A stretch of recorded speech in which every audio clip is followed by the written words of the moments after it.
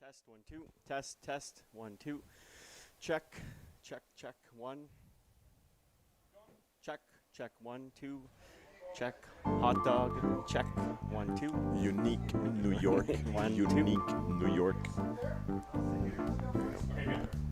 Life's good. So stereo level way higher today? That's where you want it? Yeah, because if I try to adjust it too much. Yeah. Cool. So if we ever go off, that's where I'm going back to? Yeah, I Okay. can just go to Yep.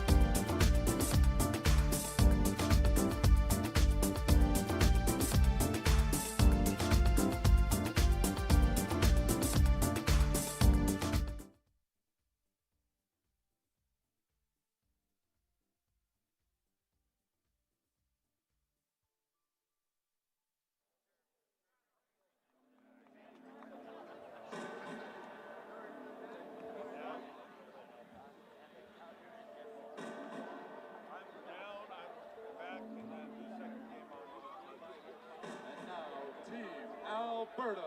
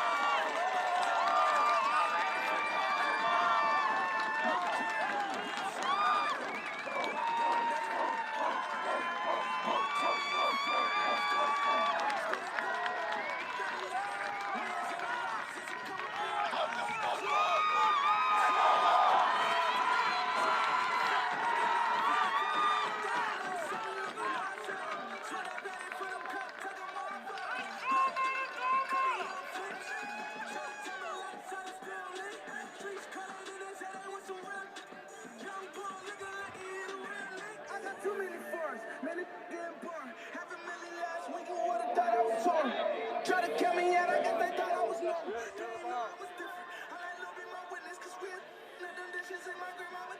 Get a pigeon, do the vision, break it down with my damn peers. Why would I listen? They ain't see the vision when I had a phone image. You know I ain't see them. Though I'm a problem. Let the city, let it follow. And now my daddy down with me. Now I be there if they call them. Yeah, my bad family, he made it home in a week. Even my mama know how I'm rocking, I call him free. Keep it on me, we rollin' 32 deep. Bulletproof, every day, just let me know if it's deep. We bring the wall, I just wanna shine on my way. Put it on the time and it up. Made it to a 9 and we lit.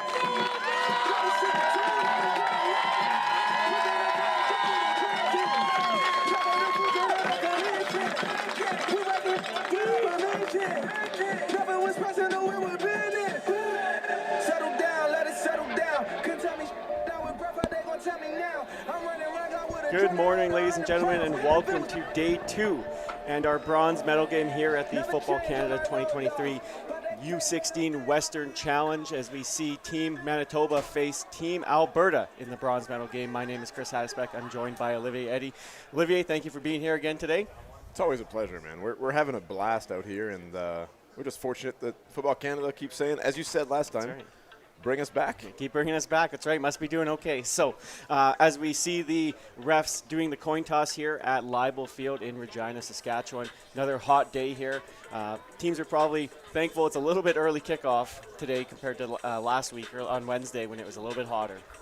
Yeah, it should be an easier game from that point of view, less of a challenge for the athletes and officials who are doing back-to-back games under this weather. It's pretty much ideal for this time of year, isn't it? It is. It doesn't get much better than this. You know, it's not 40 degrees out there on the turf. It is going to be hot. This game kicking off at 11 a.m. Saskatchewan time. We do have the gold medal game later today at 2 p.m. Saskatchewan as Team BC faces off against host Team Saskatchewan. But we're looking forward to what should be another great game as we see Team Manitoba here getting ready to receive the kickoff. Yeah, they get a chance to come out first.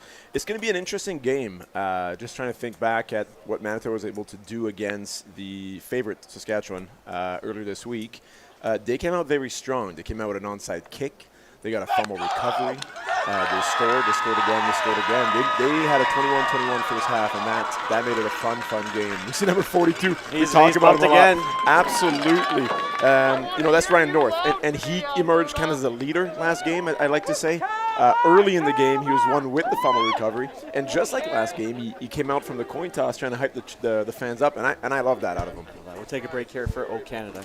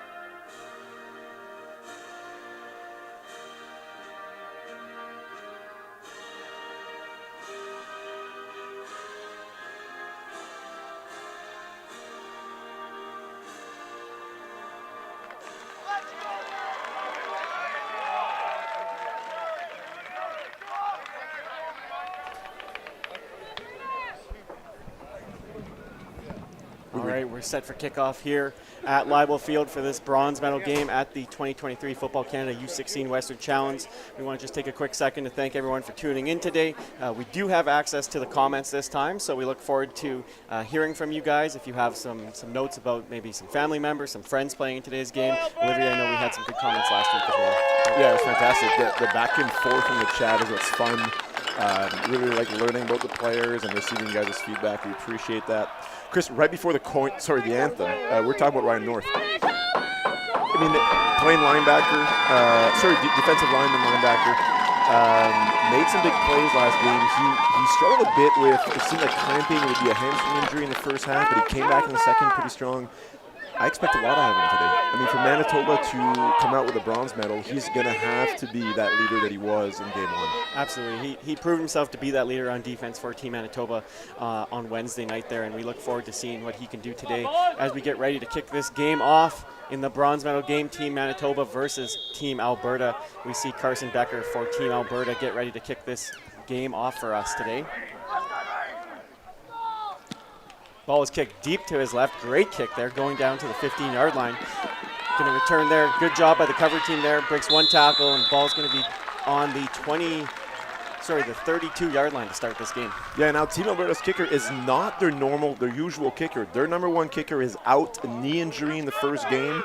Had a chance to talk to his father in the stands here before the game. He just kind of said, like, hey, of course, my kid is down. He's just got an injury. He's not feeling great. But he spent the whole week of practice helping out this new kicker and trying to get him ready for today's game. And he's done a good job because that's a heck of a kickoff. That is a great kickoff here.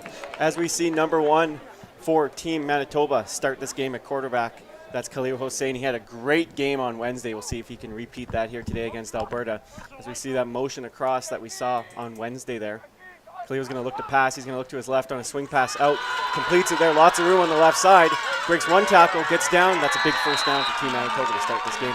Yeah, and it looks good. The timing was right? It's catch the snap, turn your hips, throw it to the running back as fast as possible. Let him get the yards. That's a good way to get the offense going early. Nice quick play. We saw a lot of trick plays on day one there. So we'll see if teams maybe look to keep it a bit more simple here to start. But a good job by Team Manitoba there on the first down.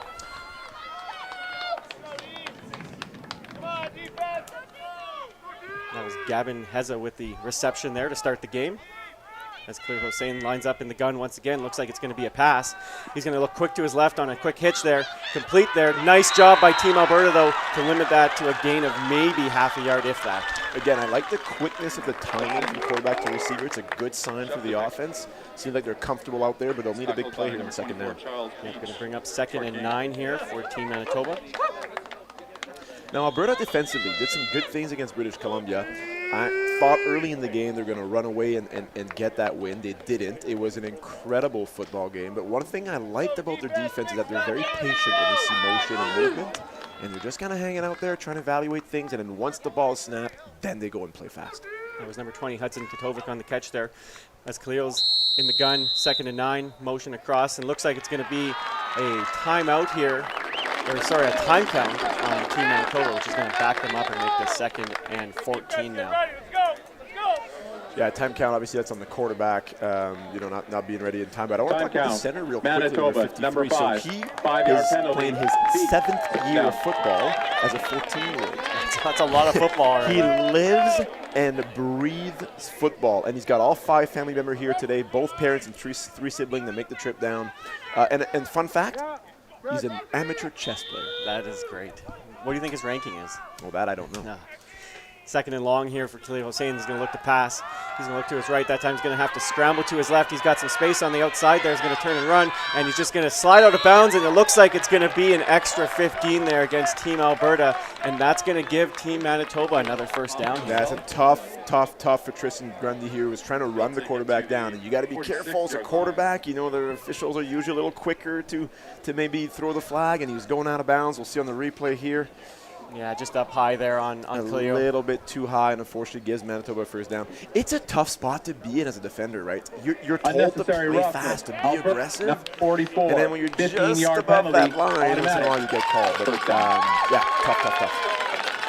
And that's going to bring up a first down for Team Manitoba. Ball on Team Alberta's 49-yard line now. 1-1-1. As we see Khalil Hossein and his Dakota Collegiate teammate in the backfield. That's Noah Lee at running back. Thank you for the kind comments there, John. Appreciate it. Doing our best to have fun. Khalil's going to look to pass again here to his right side. Little bit, looks like he maybe got hit on the pass there. Going to fall incomplete on that one. Yeah, good pressure by Alberta. They're not like crazy blitzing team. I didn't think so in the first game, but they pick and choose their moments, and that's a good call by the defensive coordinator, putting a bit of pressure on the QB. We'll see here on the replay who got in there for Team Alberta. That looks like number 32. Causing the pressure, Cole McInnes out of the Calgary Cowboys for Team Alberta, forcing a 2nd and 10 here. Now, Manitoba's not scared of 2nd and 10. They've been passing the ball very, very well, so let's see what they got. I see that motion as Noah Lee goes across the formation this time. Sorry, Brady Templeton. We saw that a lot on Wednesday. A little bit of a rollout there. Pressured again, gets it out, and that's going to fall incomplete. Once again, pressured by number 32. That's Cole McInnes doing another great job on 2nd down there. Yeah, and I'm going to compliment the coaching staff. They're clearly setting the pressure at the right time in the right area. And great timing as well. It's not easy to get a good hit, a lick on the quarterback without avoiding taking a penalty. That's the right way to do it. It's helmets out of the play. It's shoulders into the chest. That was well done. That was going to bring up 3rd down here. We saw a lot of great punt cover teams on Wednesday night. We'll see if we can see that again. We had 1 punt return touchdown on Wednesday night, which was exciting. Yeah, and it was during a play. Manitoba does not seem to have 12 on line of scrimmage. Let's see if they get called here. Oh, there we go. There you go. It might Moves be up. okay. Good snap there. Going to kick it short to the returner there. Catches it in the air. That's number 10 for Team Alberta. It looks like a no yards call. And we'll see that's caught in the air, so that's going to be moving up 15 yards. Caught by Darius Kwok, their starting punt returner. And Darius Walk, thank you so much for the help on the pronunciation there. DSCMK. I'm not going to pronounce your username here on the webcast, but thank you for letting us know that it's Darius Walk, and as you say, Thank you. as the kitchen tool. I like that. I like that a lot. Thank you for letting us know. Do we nickname Darius to Darius Kitchen Walk? I think we can start handing out nicknames. That's a good idea. I don't know. Do we? Should we? You guys let us know. Do you guys want more made-up nicknames on the go? It's up to you guys on the webcast. So that no yards is going to move up Team Alberta to the 42-yard line for their first offensive drive as we see Harrison Hyman in at quarterback. We saw Team Alberta rotate quarterbacks consistently on Wednesday there, as well as the backfield. It looks like number 3, Aaron Obo, is going to start at running back today. Yes, and we also saw Team Alberta bring an incredibly fast-paced offense. No huddle and speed. Harrison's going to take the pass. He's going to look to his right, going to throw deep. He's got a guy wide open, and he's going to come down with it down the right side, and he's going to break that one tackle for a Team Alberta touchdown. There is a flag down, though. We'll see what the call is here. Ben McCauley made it look easy getting behind the defender. I wish that we had more time to preface what I'm about to say here, but I spoke to Derek Brockenier, quarterback coach, and he said, there's one thing we're going to do today. We're going to take some shots. We're going to go for it. We're going to throw the ball. We're going to attack more. They did. Unfortunately, it's coming back on an offside against Team Alberta. Ooh, that's going to hurt. You know, it's a 5-yard penalty, but it's it feels like a 70-yard penalty. Yeah. You know, football is that great sport where one call on one play can make such a difference. You know, great play to start the game there for Team Alberta. Has a receiver wide open. Great throw by Harrison Hyman there, and it has to come back to an offside. As we see some nice crowd shots here, there are lots of parents that came out here today, and yeah. Harrison's going to take that and snap again. He's going to do the same play this time, but this time it's covered much better there by Team Manitoba, and that's going to bring up second and long. A little bit of a pressure there from Team Manitoba. Yeah, tough spot now for Alberta on 2nd and 15. We'll see what we can get out of there. Do you like going back to the same play back to back? If it works, yes. Yeah. If it doesn't, not so much. That's right. It's difficult, you know, as a coordinator, you go, well, there's a reason why we threw that first one is we think we have a mismatch or we think we got an opportunity, so might as well do it again, but it doesn't always work. Harrison will be in the gun here. He's going to bounce out Aaron Obo to his left now. He's going to take the snap. He's going to look to run there. QB draw right up the middle. He's got some space, has to break a tackle there. There is another flag down. He does not get enough for a first down. It's probably going to be a holding here against Team Alberta, which will probably be declined.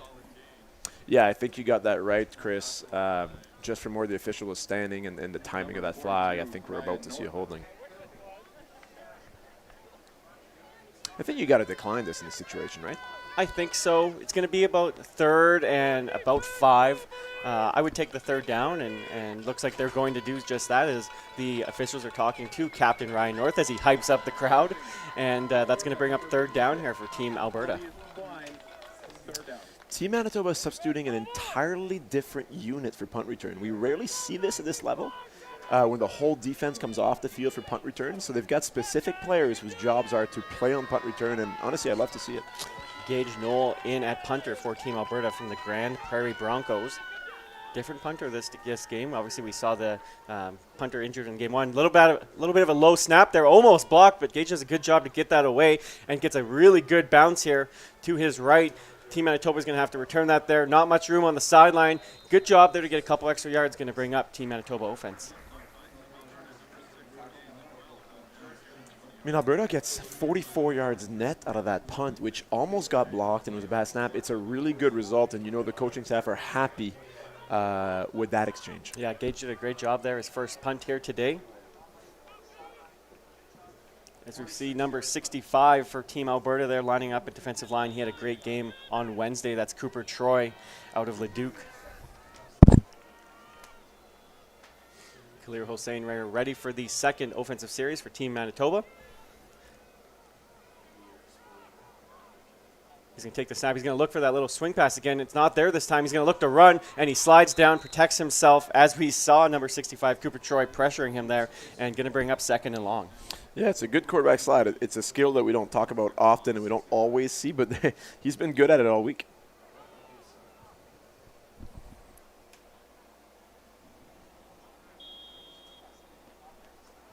So that will bring up 2nd and 11. Ball on the 20-yard line here for Team Manitoba.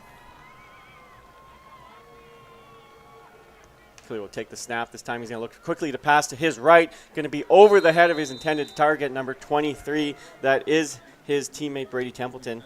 He's going to miss that. Going to bring up third down.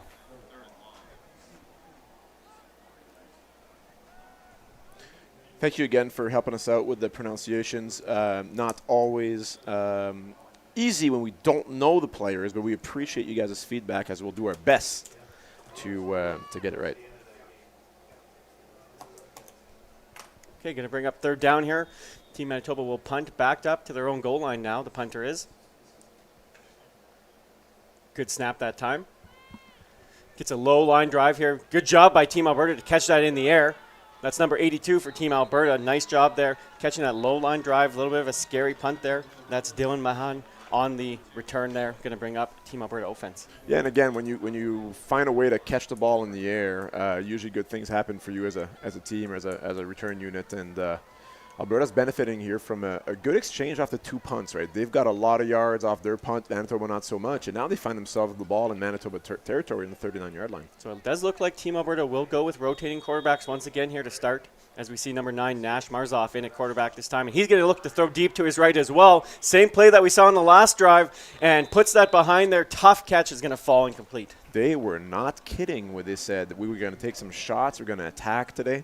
So lots of deep passes. I wonder if the Manitoba defense is going to start playing more cover 3 or back up and open up some underneath stuff or quick slants, maybe out of that trips bunch formation we keep seeing. But, yeah, Coach Brockeneer was not kidding. They were really throwing the ball deep today. That was good coverage there by Team Manitoba as we see the hurry-up offense once again. This time it looks like maybe a misdirection in the backfield there, as Nash is going to have to turn and run. He's going to have to break that tackle. He does. He's got some space on the right side there, but good pursuit by Team Manitoba as he gets hit on the sideline, and another unnecessary roughness penalty, bringing up another first down for Team Alberta now. That's great athleticism, display athleticism by the quarterback, making something happen. That's not a good penalty by Manitoba. Again, you gotta think of the situation here and be a bit more disciplined. That's a late hit, and it's going to cost you every time. So that will push them up 15 yards, bring up a first down. We saw Team Alberta have success running the ball on Wednesday. Do we expect them maybe to try and get something going there this time? Yeah, it's interesting. I thought they were pretty dominant on the run, honestly, especially in the first half. They had 2 running backs who were doing a great job.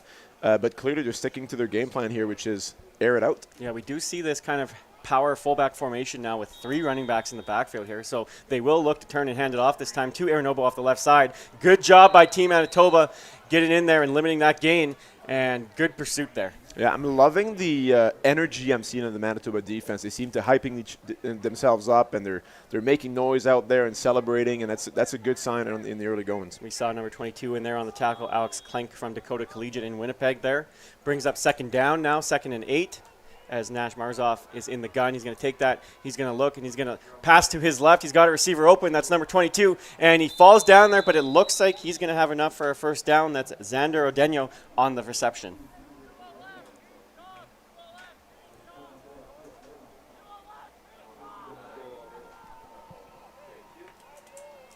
Again, with the no-huddle, hurry-up offense, difficult for Manitoba to get lined up.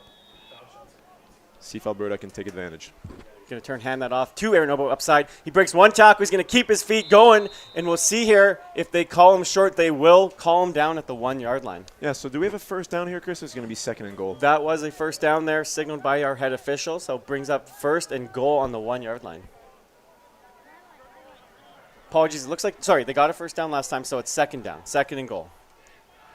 Nash under center this time. He's just going to take it himself that time. And I don't know if that play was whistled in here. It looks like it's going to come back. They're going to have to redo that. I was about to make the comment. They went so quickly. It looked like Manitoba wasn't even in their stance. And I was like, what a great play call and quick decision making. But that's not going to count. Yeah, so it wasn't whistled in. So Nash here, we'll see if they look just to do the same play. Team Manitoba's ready this time as he gets stood up that time on 2nd down. And going to bring up 3rd down here. And head coach Derek Fink's going to have a decision to make. You know, with your starting kicker being out with a knee injury, you're likely in the situation just going to go and pound it in. They weren't happy that last game they left a lot of points on the board, turnovers in the red zone, and just couldn't get it in. And they're just going to go for it here and say, hey, we're attacking. We're in attack mode. We're going to impose our will. We're going to try and score. Right, there was a flag on that play here, so we'll see. It might bring up an automatic first down for Team Alberta. It looks like it did. So easy situation now. You can run the ball 3 times in a row if you want. You can get fancy if you want. You've got 3 downs to do it. Yeah, we talked about that running game that Team Alberta had on Wednesday. We'll see here as they look to just try and pound this ball in. They've got that power back set again as Nash Marzoff under the center. He's going to turn, hand it off this time to Aaron Obo as he walks in untouched for a Team Alberta touchdown. Our first score of the game came on a very, very strong drive, very dominant, from the 40-yard in. So good job on Alberta imposing their will. I'm not surprised that they didn't go to the run early because, the Alberta coaching staff said they want to take shots and attack. But Saskatchewan ran the ball so well on Manitoba that I thought maybe Alberta would come out heavily in the run. But clearly they've got the ability to do both, which is nice. Great job by the offensive line there, leading the way as we see number 60, Liam Zwicker, leading the way for his running back, Aaron Obo, and that brings up the extra point here for Team Alberta. Liam Zwicker, we can talk about real quickly. Speaking to his mother in the stands before the game, as the extra point here goes through. It's his 4th year playing football, but he loves football. He's been playing flag football. He's played some basketball as well, but football really.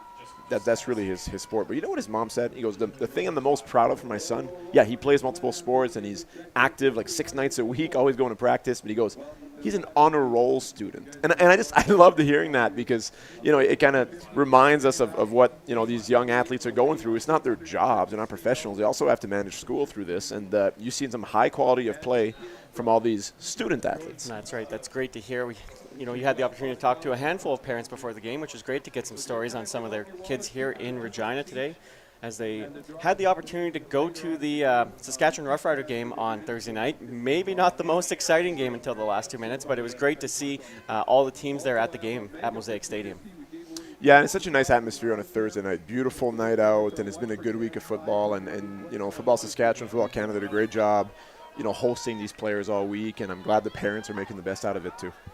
All right, number 20, Carson Becker, kicks this ball off for Team Manitoba. Again, a great kick to his left, going to land on the 15-yard line. Caught in the air by Team Manitoba. He's going to have to make a couple of people miss. He's just going to get pushed out of bounds that time. Good job by the cover team for Team Alberta. Yeah, they did a good job getting down the speed quickly, and that's Jack. I'm scared of trying to pronounce the names because I don't know them very well, but you go at it. We'll try, and then we appreciate the family members correcting us in the chat. We'll do our best. We're making our notes here on our sheets in front of us.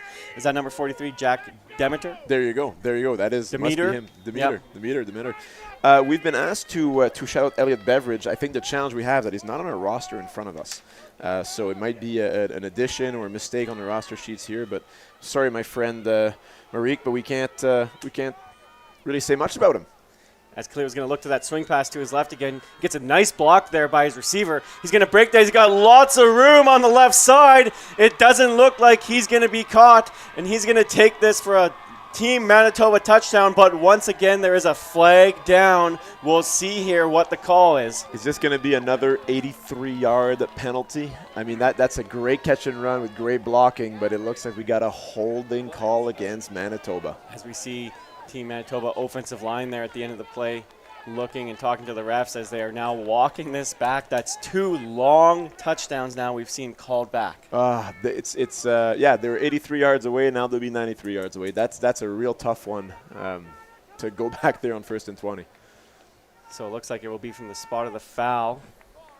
Okay. After yards gained, it looks like, so it will be a first down. Right. Okay. So the way the rule applies, Chris, if the ball carrier's already got the first down and then the penalty is called after that, is that what is meant when they say after yards gained? That's right. So they're saying that the ball carrier had crossed the first down marker and then there was a hold. So they still get the first down, but they'll go back 10 from where that hold was. And they applied a penalty from where the ball was during the holding?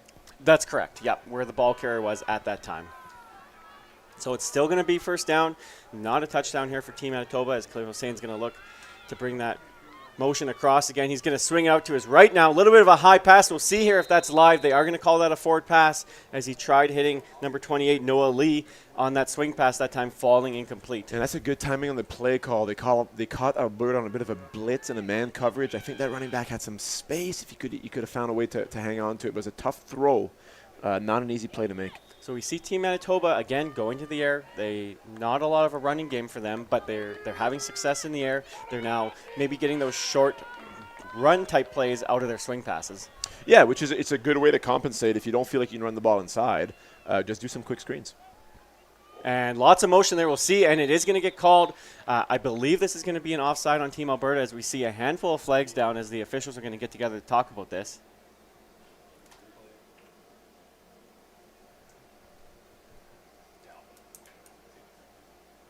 For those of you wanting to check out stats from this game, we have live stats on reginarams.com/stats. We got a question here. When will Quebec play against Ontario? So the way the tournament is done, and it's a bit of a cost-saving thing as well for the parents and the athletes, they're essentially doing 2 regional tournaments. So there's an Eastern tournament and a Western tournament, and essentially 2 teams will have a chance to claim themselves as champion of their region, but there will not be a national championship at the U16 level.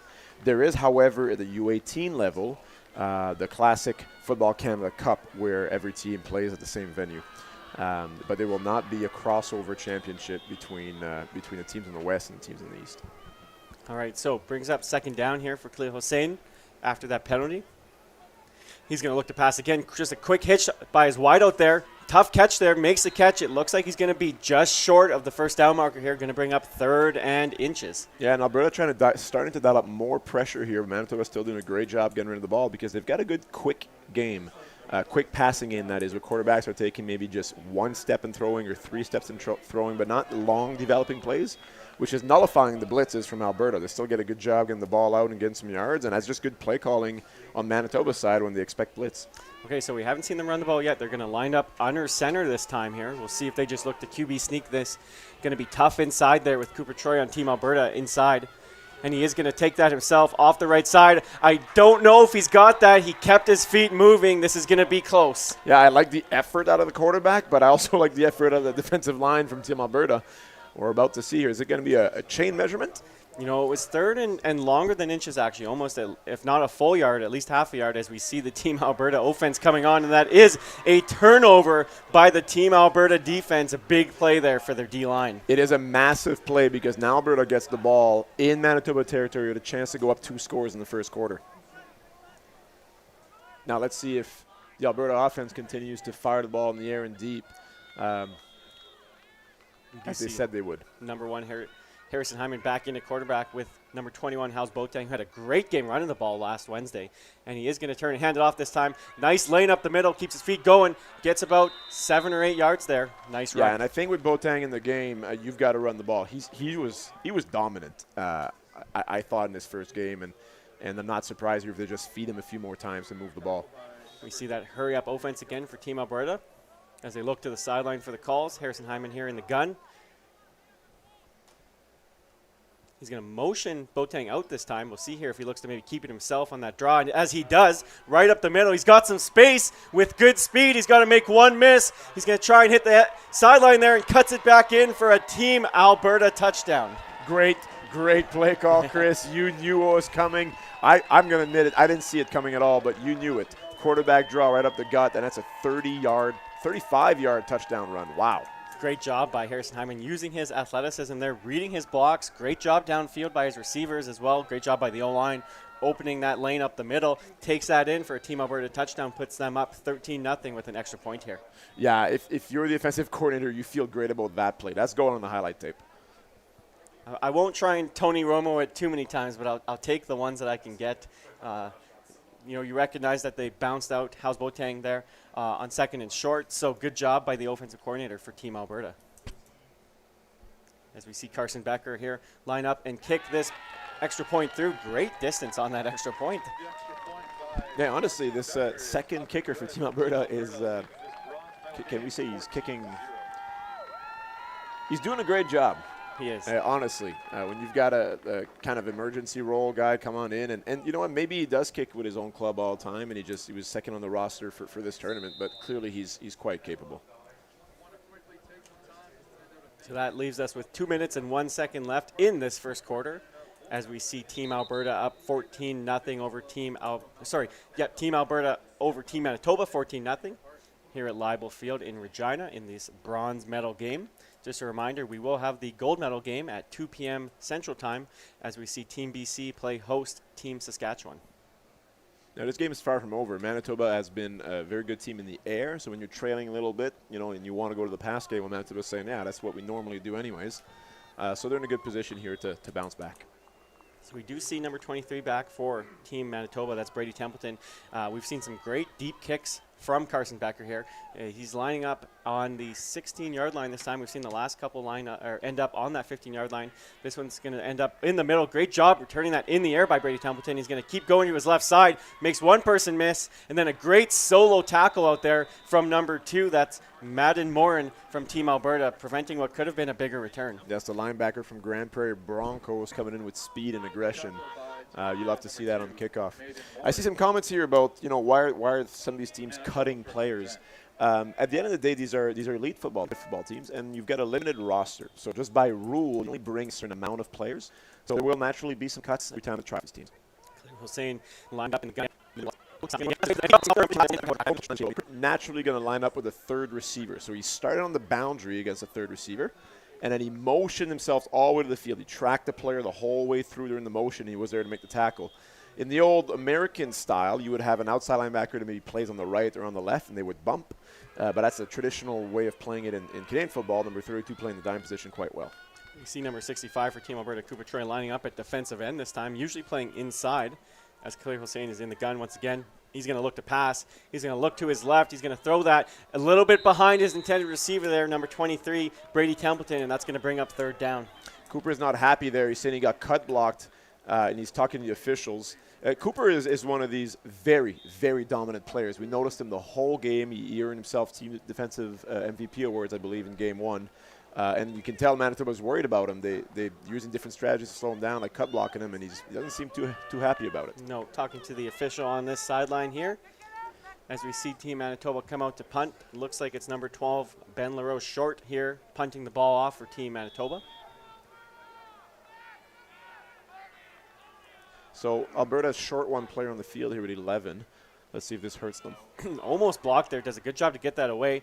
As number 22 for Team Alberta is going to have to go back there, and that's going to bring up a no yards call there. And he's not going to get much on the return, but did a good job to force that penalty.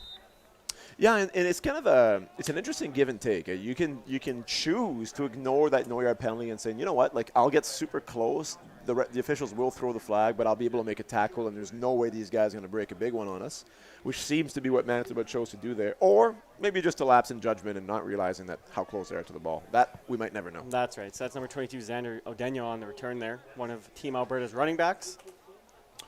We do not have any information on injury status. I do like the question, but not sure what the story is with number 81 from Manitoba. But keep the questions going. If we know the answer, we'll do our best. If we don't know the answer, we'll make it up and act like we're doing best. Either way, we're fun up here. Nash Marzoff in at Team Scan for left. He's going to turn. He's going to hand off some space off the right side. I think he's going under flag down here, though.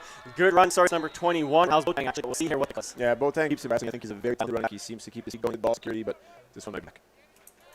You see the official talk about once again. Fairly notable by BC in game 1. In game 2 from 1, it was Manitoba Saskatchewan over 300 yards in that game. Yeah, we expect that to be cleaned up today a little bit more. We've seen a few penalties though take off some points on the board today already. Yeah, there's Alberta, number 60. Penalty, previous line of scrimmage. Repeat, first down. There's been quite a few penalties already, and they're penalties that have seemed to come out of also big plays. It's like it might be a 10-yard penalty, but you just erased a 20-yard run or a 73-yard run earlier today. That was a holding as we see number 10 going across. Darius Walk lining up on the field side at wideout.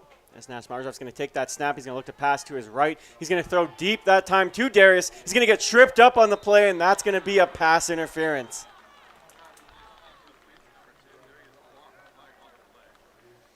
Alberta has a nice little 1-2 punch thing going on right now where they can run the ball inside, but they can also throw it up. Difficult to defend. As a defensive coordinator, Chris, are you trying to take one of these two things away? What's going through your mind if you're calling the defense for Manitoba? In a tournament like this, it's tough. We talked about how you had no time to scout teams before you played them.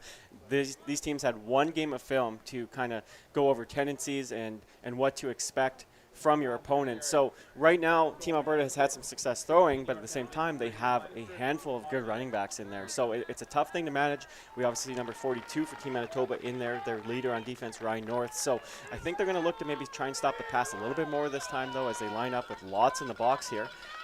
Nash is going to take that handoff. He will hand it off inside, and that time we actually see a big stop in the backfield for Team Manitoba. Great job by a handful of players there, led by number 33, I believe. That's Aiden Whiteside for Team Manitoba.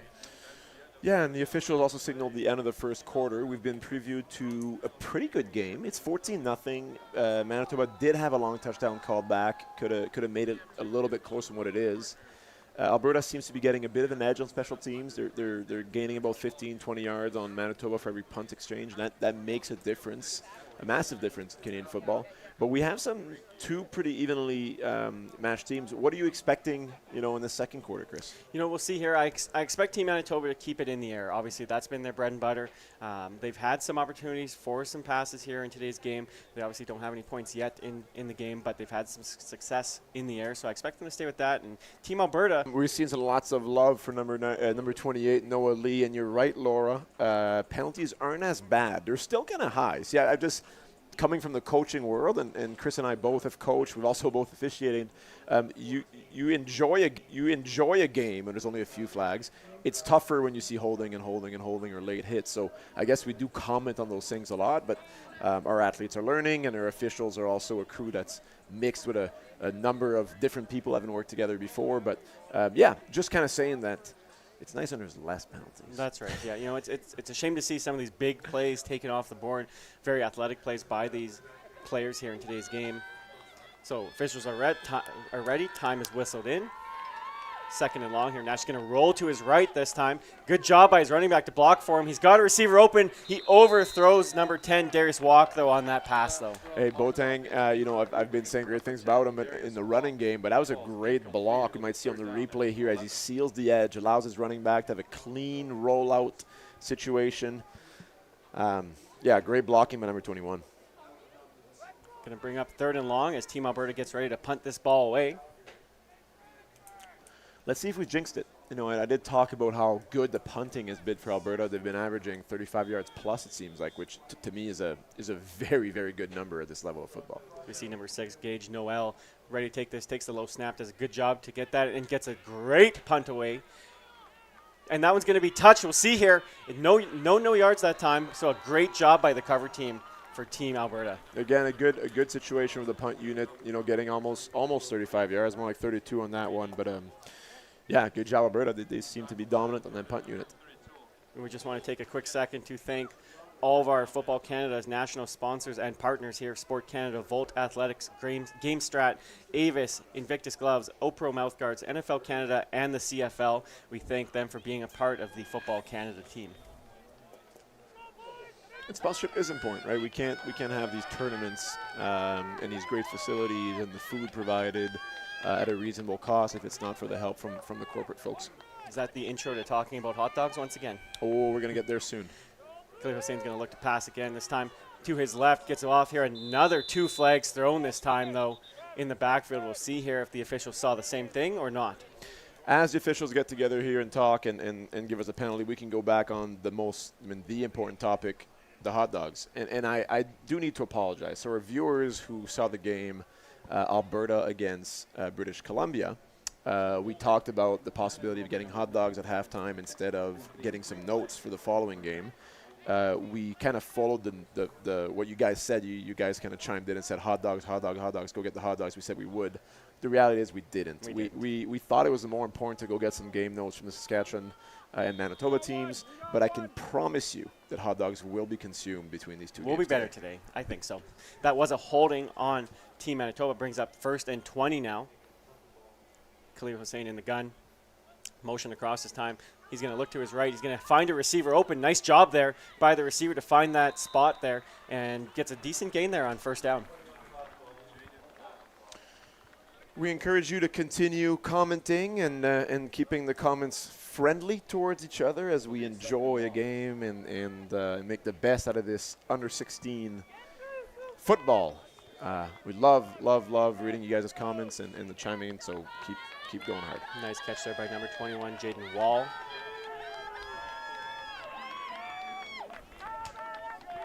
Going to bring up 2nd and 12. And lots of motion here. That's going to be blown dead. We'll see here. We saw number 65, Cooper Troy, pointing at the tackle for Team Manitoba. And we'll see what the officials saw. That was number 69, Nick Arsenault, for Team Manitoba. What I keep seeing is a hard count, the defensive line jumping, and it seems like Manitoba's strategy is to stand up, which forces the official to throw the flag and to get 5 yards. The other potential strategy is to snap the ball and get a free play. But now you don't know if the official will necessarily throw the flag, so it's a bit of a risk. But Manitoba, clearly, their coaching staff has instructed the O-line to go ahead and get that free 5 yards. So, free 5 yards there. Going to bring up second and about 7 now for Team Manitoba as Khalil will line up in the gun once again.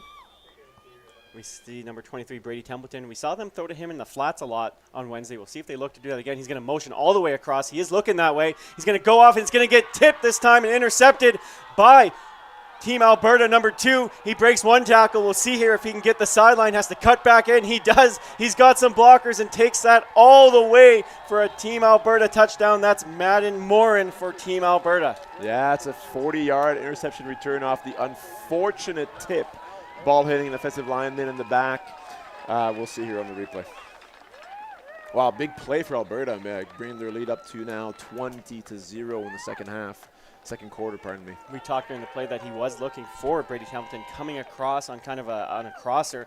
They've ran that play quite a few times, but that time with some traffic in the middle there, ends up being tipped in the air, and a great job by Madden there, finding that ball, breaking a tackle, following his blockers, and taking that all the way for a Team Alberta touchdown.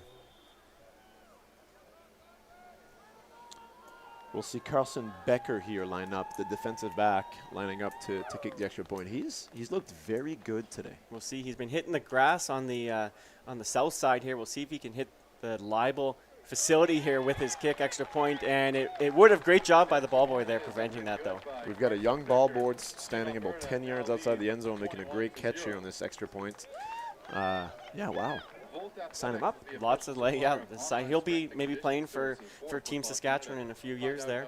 So that will make it 21-0 with 9:56 left in the first half for Team Alberta. The good thing is we've talked about how Team Manitoba has had success throwing in this tournament. So time maybe not a factor yet for them. They're going to have to start getting something going here though soon. They do need to. I mean, the worst nightmare for them would be to go in the locker room with a 0 on the board, especially if Alberta, who doesn't seem to be slowing down anytime soon, finds a way to get even more scores up. They've got to find a way to keep this close so that when they come out in the second half, they have confidence. As we see Madden Morin run on late here for the kickoff team, probably getting a quick water after that pick 6.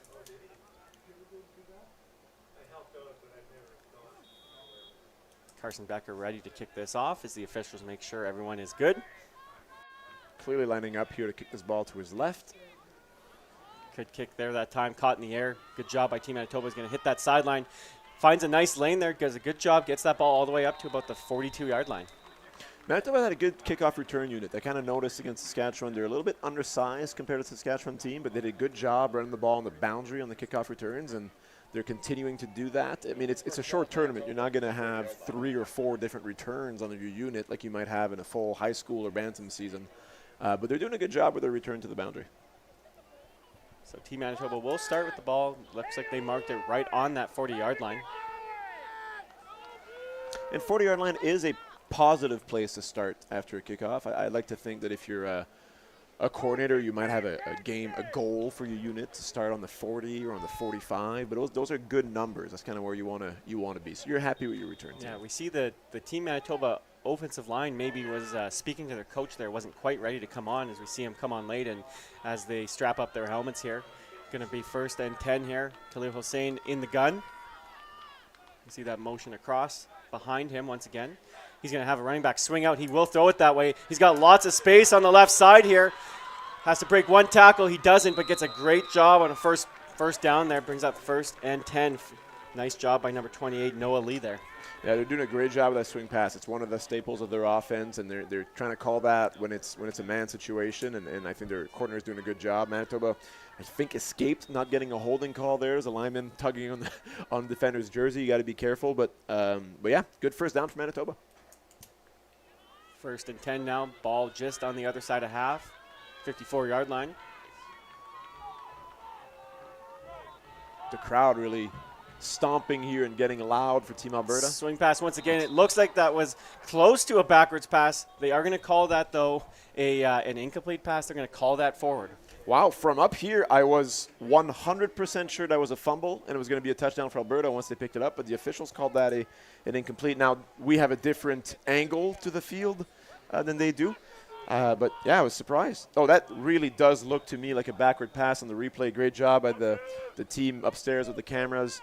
I think Manitoba got lucky there. Yeah, so they'll take what they can get as it brings up 2nd and 10 now. Ball still on the 54-yard line.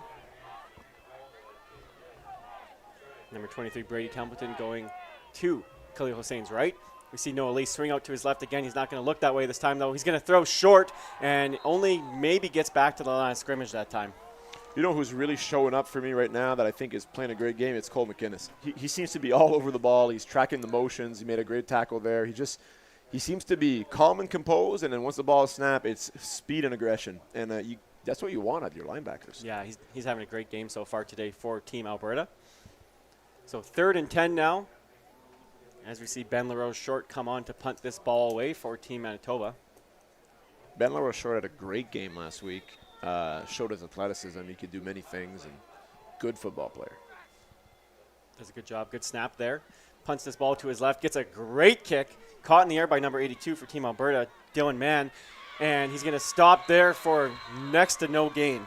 Yeah, that's great coverage. Manitoba, it's a good punt. They'll be happy with that. I mean, you don't want to be punting down 21-0 in the second quarter, but if you're going to be punting, that's what you want it to look like. So, Team Alberta back on offense for the first time in a while. They had that pick 6 and then another drive there for Team Manitoba on offense. So, do we see them maybe try and stick the ball on the ground? They've had good success doing both. Honestly, I think they've play called very, very well today so far. They've got options. Harrison Heineman in at quarterback for Team Alberta. He will take the snap, hand it off to Aaron Elbow inside, makes one cut. Nice job by the defense that time, though. Limit that. Aaron did a good job keeping his feet moving, maybe getting 3 or 4 yards there. And what Alberta seems to be doing, too, you and I could be saying run or pass, and maybe we're thinking the same thing at home, but a lot of their play calls, and I think the last one was the same thing, is what we call a run-pass option. You'll notice the quarterback is staring down a linebacker as he's handing the ball off. If that linebacker comes in the box very quickly, he'll pull it and throw it. So he's got options there. We'll see here. Last time they ran this play, it was a draw. He's going to look to pass this time. Hits number 22 across. Has to break a tackle. He doesn't. Great job there. And that's going to bring up 3rd down for Team Alberta on offense. Great job by the Manitoba defense there. Yeah, number 45, Luke Edmonston, linebacker out of Dakota Collegiate. Great play. That was an important stop for them to make sure Alberta was punting, and they got it done. We talked a lot the other day about how many of the teammates on Team Manitoba are from Dakota Collegiate. Some teams have a handful of players from one team more than the other. We saw that with Team BC as well. We see Team Alberta, Team Saskatchewan have players from over the province a bit more. Yeah, Manitoba seems to be very centralized towards Winnipeg in their roster this year.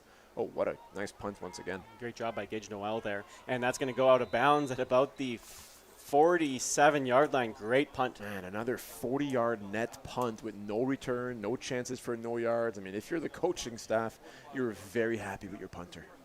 I've been, Chris, I've played kicker punter at university level, so I comment on special teams all the time. The punting, the kicking, it's really impressed me this tournament so far. Honestly, yes. At a younger age bracket, obviously being a U16 tournament, one of the things that maybe isn't as high level as other things is the kicking, punting game, but that has not been the case at this tournament. Oh, you're totally right. So Khalil Hussein will be in a gun once again. He will look to pass this time. He's got an option deep. He's going to take it. Great coverage there, though, by number 15, and they're going to call a penalty there on number 15. I'm not too sure about that one. No comment, my friend Chris. It's a safe decision. Wait, from up here, and again, this happens fast, right? You and I have both officiated. There's things you see on the field, so did he have a full hand on his jersey and he tucked? We can't see that from up here, right? But that official threw his flag with confidence, and it looks like it's going to be a first down for Manitoba. So we'll bring up first down. Not a spot foul in Canadian football, a max of 15 yards, as they do call a pass interference.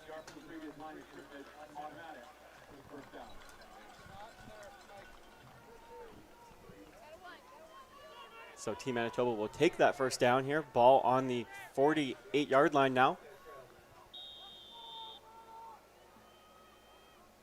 Khalil in the gun.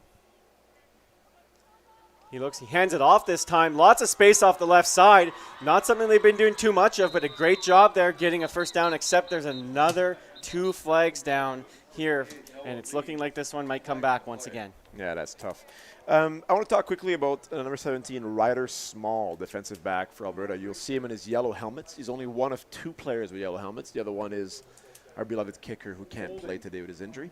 But the reason I want to talk about Ryder is that he's 13 years old, starting as defensive back for the team. I mean, that is young, playing against some big boys out there, but he's holding his own. And again, he's got his own family here as well, and it's only his second year playing football, but he's doing a great job. You know, second year as a 13-year-old to make a provincial team is definitely a great accomplishment. That was a hold, so that's going to bring up 1st and 20 now, backing Team Manitoba up again here.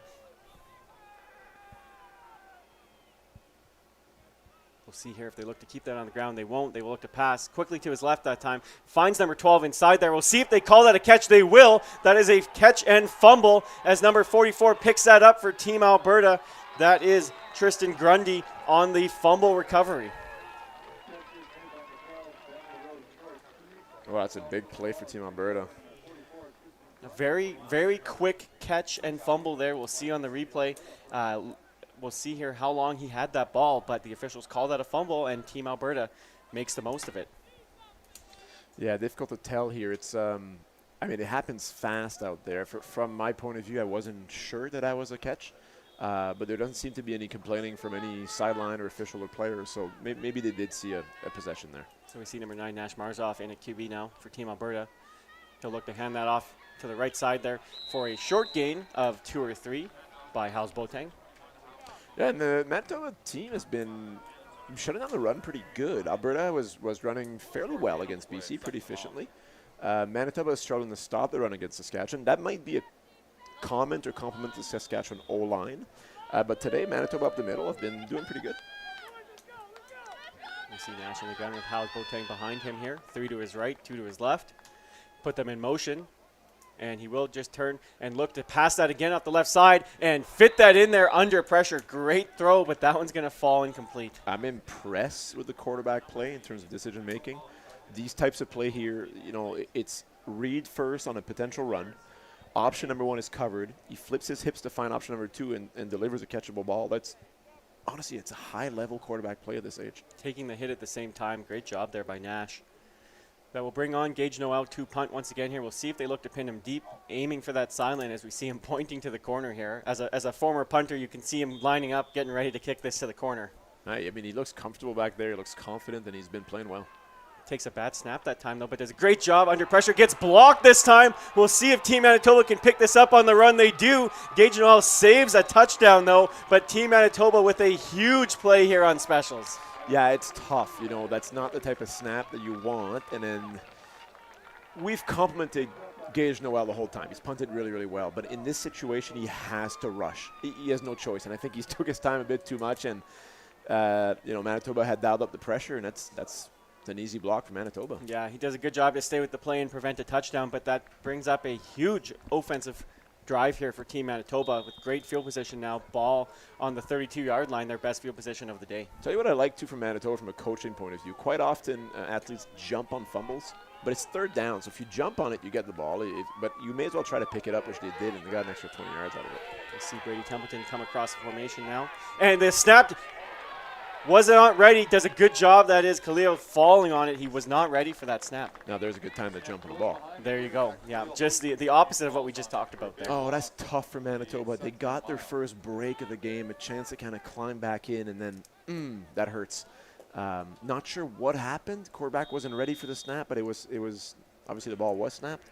Bit of miscommunication here. It is loud, we got to say. I mean, lots of parents here. They're stomping. They're making noise. It is. You know, we're filling up here Leibel Field in Regina.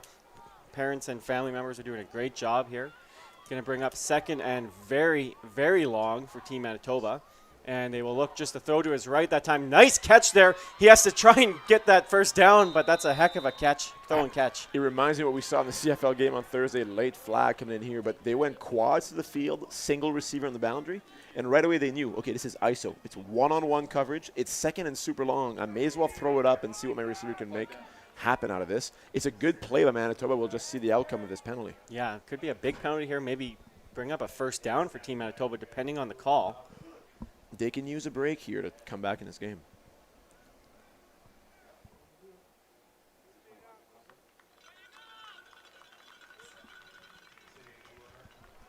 All right, so they're going to call a penalty on Team Alberta, an unnecessary roughness, and that's going to give Team Manitoba a big first down.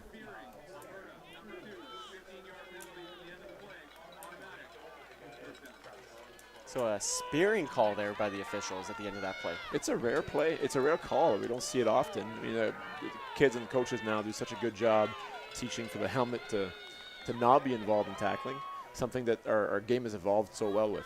Templeton will come across. He'll look to go block that time as they hand the ball off. Nice job keeping his feet moving. That is Noah Lee. Limiting the gain there, though. Brings up second and about 7 or 6. They can still get a first down. It is not second and goal.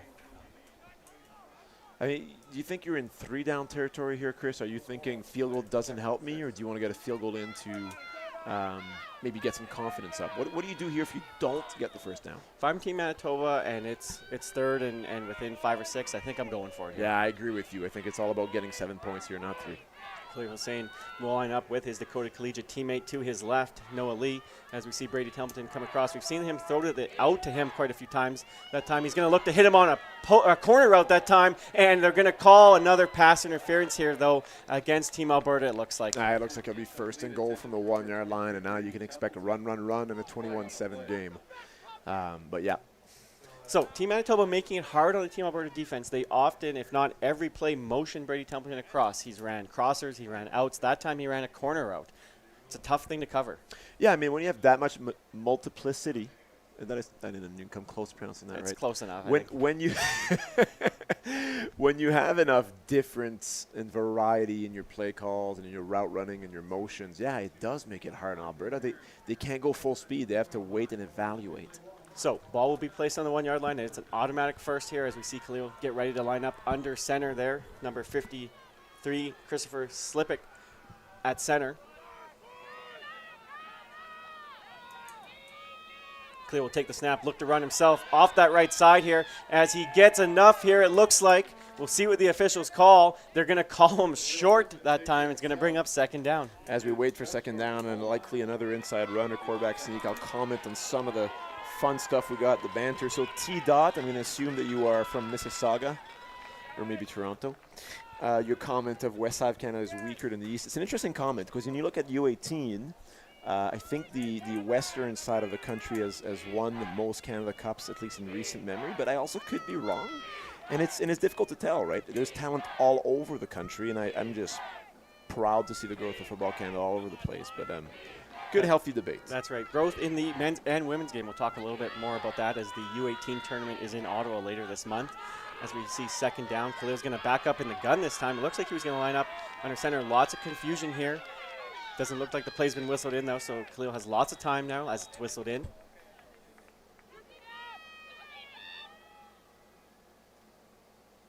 Khalil's going to take the snap. He's going to look to pass this time quickly to his right side. Easy pitch and catch for a Team Manitoba touchdown. Here's what I love about this. It looks like the quarterback audibled. So he went away from the initial play call. He audibled the quick pass. He saw something that he liked or didn't like to get out of that play. Great job. I like your comment, Chris, about, I made a comment about men's football, but yeah, there's women's football too. I mean, women's football has been dominant in the west side of the country. That's not even going to be a debate.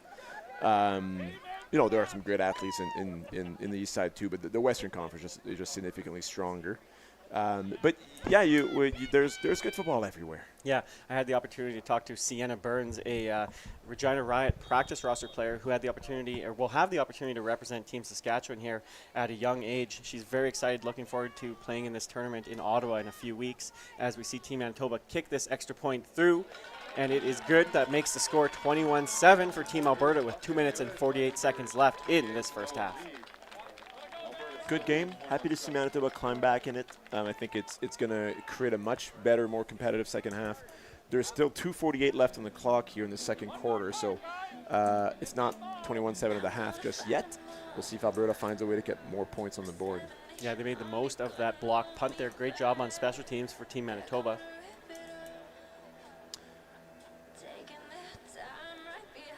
I'm actually enjoying the fact that we have some Eastern listeners here today because there are some Eastern games, I believe, happening today, or is that tomorrow? I believe so. I know that the U16 Eastern Challenge is on this week as well. I'm not 100% sure on their schedule there, but we've seen some great games over there as well. You know, it's, as you mentioned, kind of a cost-saving measure to have one tournament. Obviously, the U18 Canada Cup is a national tournament, so these athletes have the potential to play in that as they get a little bit older as well. Yeah, either way, we're thankful to have you on the broadcast, East, West. We had some people from the United States chime in earlier this week, so it's fun to tag along with you guys.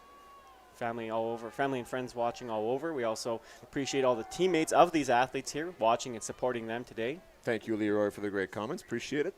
Saying thank you to the whole crew who's doing a good job with the cameras and then the entire production. Right, caught in the air that time. Great job by Team Alberta to catch that as he goes off the left side. And another flag here at the end of the play. That ball was brought up to about the 46-yard line, but we'll see what the call is. Okay, statistically speaking, it's the 19th penalty of this first half. We're already approaching close to 200 yards in penalties. So, you know what? It is as much as it was in that Saskatchewan game. So is this a Manitoba problem? No, not so much. Looking at the stats, Manitoba has 9 for 85, while Alberta has 9 for 77 before this penalty here. But it's something they're going to want to clean up in the locker room at halftime. Yeah. I know, it's tough. High stakes. You're coming here. You're representing your province. You want to win a bronze medal. So, yeah, emotions are high. So you're playing aggressively, and sometimes you don't want to let somebody go, so you hold, or maybe you hit somebody late because you're playing fast. It's not easy. So that was actually on Team Manitoba there, and it looks like it's a major foul, and it's going to take it up, unnecessary roughness. So they're now at 10 penalties for 100 yards in this first half.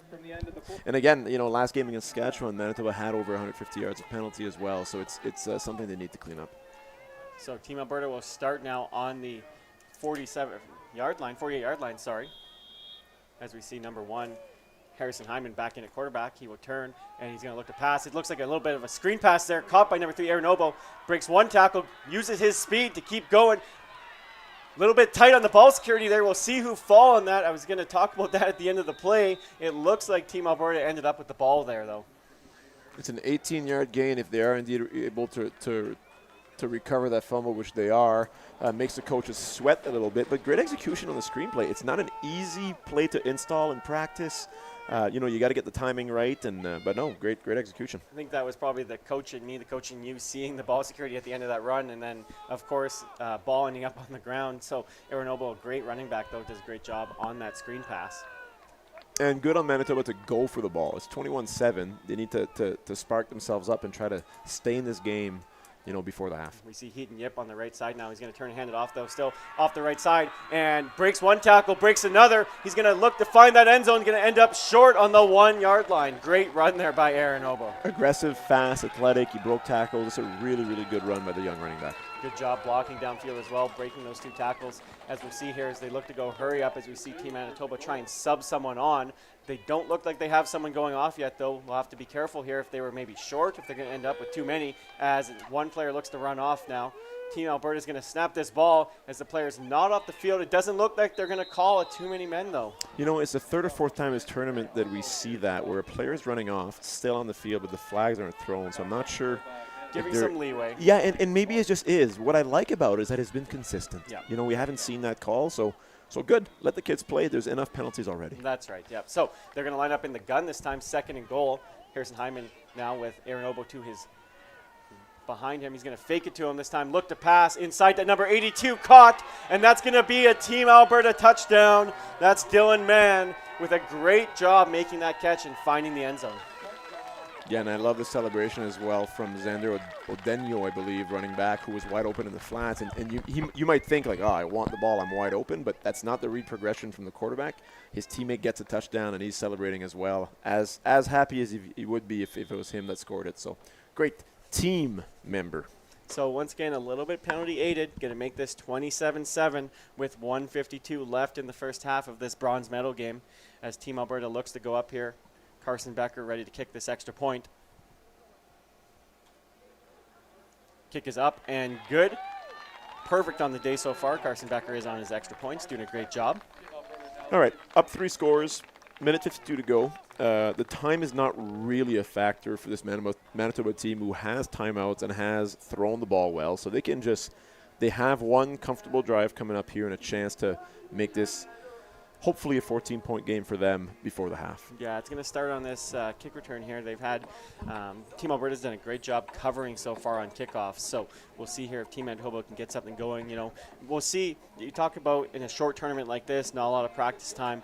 Are there a lot of trick plays that we might see from a special teams, or do you think that the time is so limited that they have to keep it fairly basic? I'm not sure. It's a good question. Manitoba's, I don't know. I'm honestly impressed with the amount of variety we've seen in this tournament. Like, there's not a ton of super traditional offense or defense. It's been all over the place, and that's nice to see, but I guess we'll find out real soon. Carson Becker's going to kick that deep to the 20-yard line. Caught in the air there, and he's just going to run out of bounds quickly and gets that ball to about the 35-yard line. We'll see where they mark it off here. Thank you. Hello from USA. Where are you located in USA? It's great to have you guys watch our game. I don't know if you're a Canadian football fan or if Canadian football is new to you, but lots of rule differences, that's for sure, if that's the case. Question from Leroy, what is a time possession for both teams? Well, it's heavily sided on Manitoba. Manitoba had the ball for 15 minutes. Alberta's had the ball for 5 minutes. So it kind of gives you an idea of how the game's been going in terms of big plays and turnovers and why the score is lopsided, even though the time possession would say that Manitoba should be in control. So Khalil Hossein will line up in the gun as we see Brady Templeton come across as always. Once again, maybe look to hit him on a wheel or some type of play. He's going to look just a quick swing pass this time to his left. Doesn't have much blocking out there, though, and a great job tracking that down. That's Team Alberta. That's number 32 once again having a great day, Cole McInnes. He's our early candidate for defensive MVP today. Cole McInnes has been all over the place. It's not to take away from 65, Cooper Troy, who had the MVP last game and is a dominant player, but maybe Manitoba's been saying, let's run away from 65. But Alberta does have more than just one dominant player. They've got a great defense. They do. So Khalil will take this 2nd and 11 now after that short loss on first down. Potato, I was waiting for you to come in and ask about betting. No, there is no betting for under 16 amateur boys football here in Canada, but we do appreciate your enthusiasm towards it. Khalil's going to throw that short in the flats to number 23. Brady Templeton's going to fall incomplete and bring up 3rd and long. Arkansas, wonderful. Nice to have you on the stream, and thank you, Aaron, for the kind comments. We're having fun up here, and we hope that you're enjoying the game back home. We've got a quick injury timeout here. Get some time to chat and comment on what's going on. Looks maybe like an equipment malfunction before I say injury timeout. I can't guess from up here. That's right. But a player seems to be number 23, doing pretty good. Templeton. He's up on his own power, and I think just fixing his helmet here, taking his time. We got 1:36 to go. Wind is a bit in Manitoba's face. It'll be tough for a long field goal. I shouldn't say that. These flags are going 2-directional today.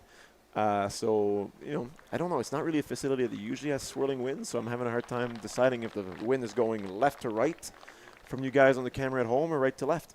Yeah, we see the trees in the background here at beautiful Leibel Field not moving one way or the other. So, wind maybe not a major factor depending on which side you're going. So we'll see here if Team Alberta can get that. We saw Carson Becker has a strong leg. So if we can get a good punt return here, we'll see if they can maybe get some more points up on the board. As we see number 22, Xander Odenyo, back there to return along with number 13, Ephraim Fisher from the Calgary Rebels. Good question here about the winner of this game. This is the last game of the tournament for these two teams. The winner will get a bronze medal, and the other person will be consolation at the 4th place. So Xander catches that in the air. Another flag down here, though. We'll see if that's coming back or not. Great return by him, but I think this one might be coming back. Yeah, it looks like a holding call, but good return for sure. Again, these returners are doing a good job being aggressive. They're catching the ball in the air, which isn't always easy at this level because the balls aren't kicked perfectly. This is not the CFL or the NFL where you're expecting the ball to have great hang time and you can wait for it and be underneath it. You got to react fast as a returner at this level. You know, one thing that maybe isn't talked about a whole lot too is there are a few different football makers out there. Obviously, Wilson being one of the main ones that we see used in Saskatchewan here, and then Nike, which I believe is our game ball here today at this tournament. So, you know, it takes some time for these athletes to get used to it. Different size, a little bit different variety. We've seen that in other leagues as well. But the players are doing a great job adjusting to that and not having too many troubles with it. So Good question, Wentz. The Manitoba roster has a few less different areas, if you will, than most these teams in this tournament. So a lot of the kids are coming from the same programs. That's why you see the same helmets. they will hand that off. Great tackle there in the backfield. Have to get the number on that, but a good job, Team Manitoba there. I love the energy out of Team Manitoba. Yeah, it's 28-7 and it's not looking great, but they're fighting. They're playing hard and they're excited about the whole thing. You were talking about the Team Manitoba roster.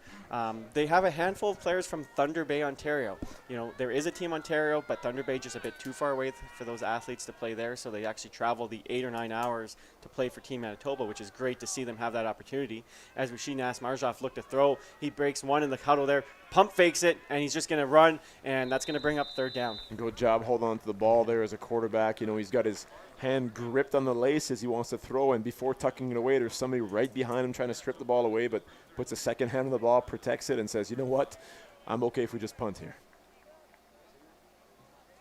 Great job on the replay here. Thank you guys up in the booth with the Doing cameras. a great job. Absolutely. We're blessed to have 2 or 3 angles here tonight, and it makes it fun for us, and I hope you guys are enjoying it at home too. So 59 seconds left in this first half. Time will start. Actually, we'll see here if Team Manitoba did call a timeout. So that's going to stop the clock here. It will not run. So Team Manitoba should have the ball with around 50 seconds, depending on the return here, once they get their offense on the field. And they're smartly backing up their returner here a bit, as we've seen some great punting out of Alberta.